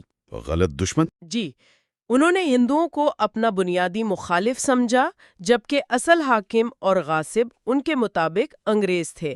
لیگ نے ان تمام مسلم رہنماؤں اور جماعتوں جیسے جمعیت علماء ہند، مجلس احرار، خاکسار اور خود خدائی خدمتگار کی شدید مخالفت کی، جو انگریزوں کے خلاف آزادی کی جنگ لڑ رہے تھے۔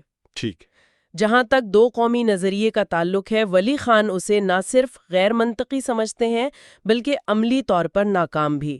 وہ کہتے ہیں کہ اس نظریے نے ہندوستان کے کروڑوں مسلمانوں کو بے یار و مددگار چھوڑ دیا، ان کی حالت پہلے سے بدتر ہو گئی، اور بالآخر خود قائد اعظم نے 11 اگست کو اس سے کنارہ کشی اختیار کر لی۔ وہ سر سید اور اقبال کا حوالہ بھی دیتے ہیں؟ جی، وہ سر سید احمد خان اور علامہ اقبال کے کلام سے بھی ایسی مثالیں پیش کرتے ہیں جو ان کی تشریح کے مطابق متحدہ ہندوستانی قومیت کی بات کرتی ہیں، نہ کہ علیحدگی کی۔ کتاب کا اختتام ایک بہت ہی تیکھے اور طنزیہ سوال پر ہوتا ہے جو وراثت کے بارے میں ہے۔ وہ کیا ہے؟ جی، یہ واقعی ایک چپتا ہوا سوال ہے۔ ولی خان لکھتے ہیں کہ جب خدائی خدمتگار اور دیگر قوم پرست مسلمان کانگریس کے ساتھ مل کر ہندوستان کی آزادی کے لیے انگریزوں سے لڑ رہے تھے، جیلیں بھگت رہے تھے، قربانیاں دے رہے تھے، تو مسلم لیگ کے رہنما انہیں ہندوؤں کا ایجنٹ اور کافروں کا ساتھی قرار دیتے تھے۔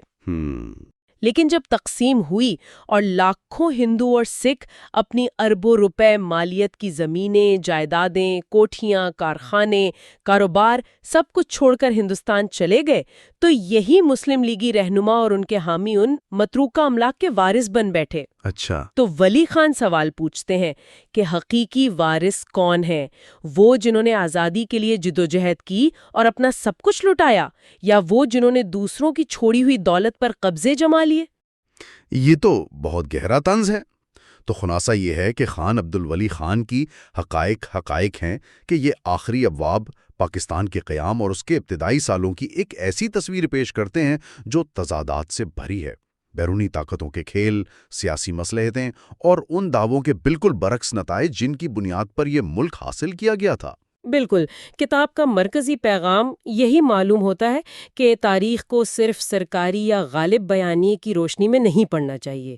ولی خان قاری کو دعوت دیتے ہیں کہ وہ واقعات کو ان لوگوں کے نقطہ نظر سے بھی دیکھیں جن کی آوازیں اکثر دبا دی جاتی ہیں، اور یہ سمجھنے کی کوشش کریں کہ کس طرح بین الاقوامی طاقتوں کے مفادات اور مقامی سیاسی اشرافیہ کی خواہشات نے مل کر برصغیر کے عوام کی تقدیر پر گہرے اور دیر پا اثرات مرتب کیے۔ اور شاید آج کے لیے ایک اہم سوال یہ پیدا ہوتا ہے کہ ولی خان نے اپنی کتاب میں جو بنیادی سوالات اٹھائے ہیں، قومی شناخت کی اساس کیا ہو، مذہب اور ریاست کا تعلق کیسا ہونا چاہیے، تاریخی فیصلوں اور سمجھوتوں کے طویل مدتی نتائج کیا نکلتے ہیں، یہ سوالات آج کے پاکستان اور وسیع تر جنوبی ایشیا کے لیے کتنے متعلقہ ہیں؟ یقیناً یہ سوالات آج بھی بہت اہم ہیں۔ اس گہرے جائزے کا حصہ بننے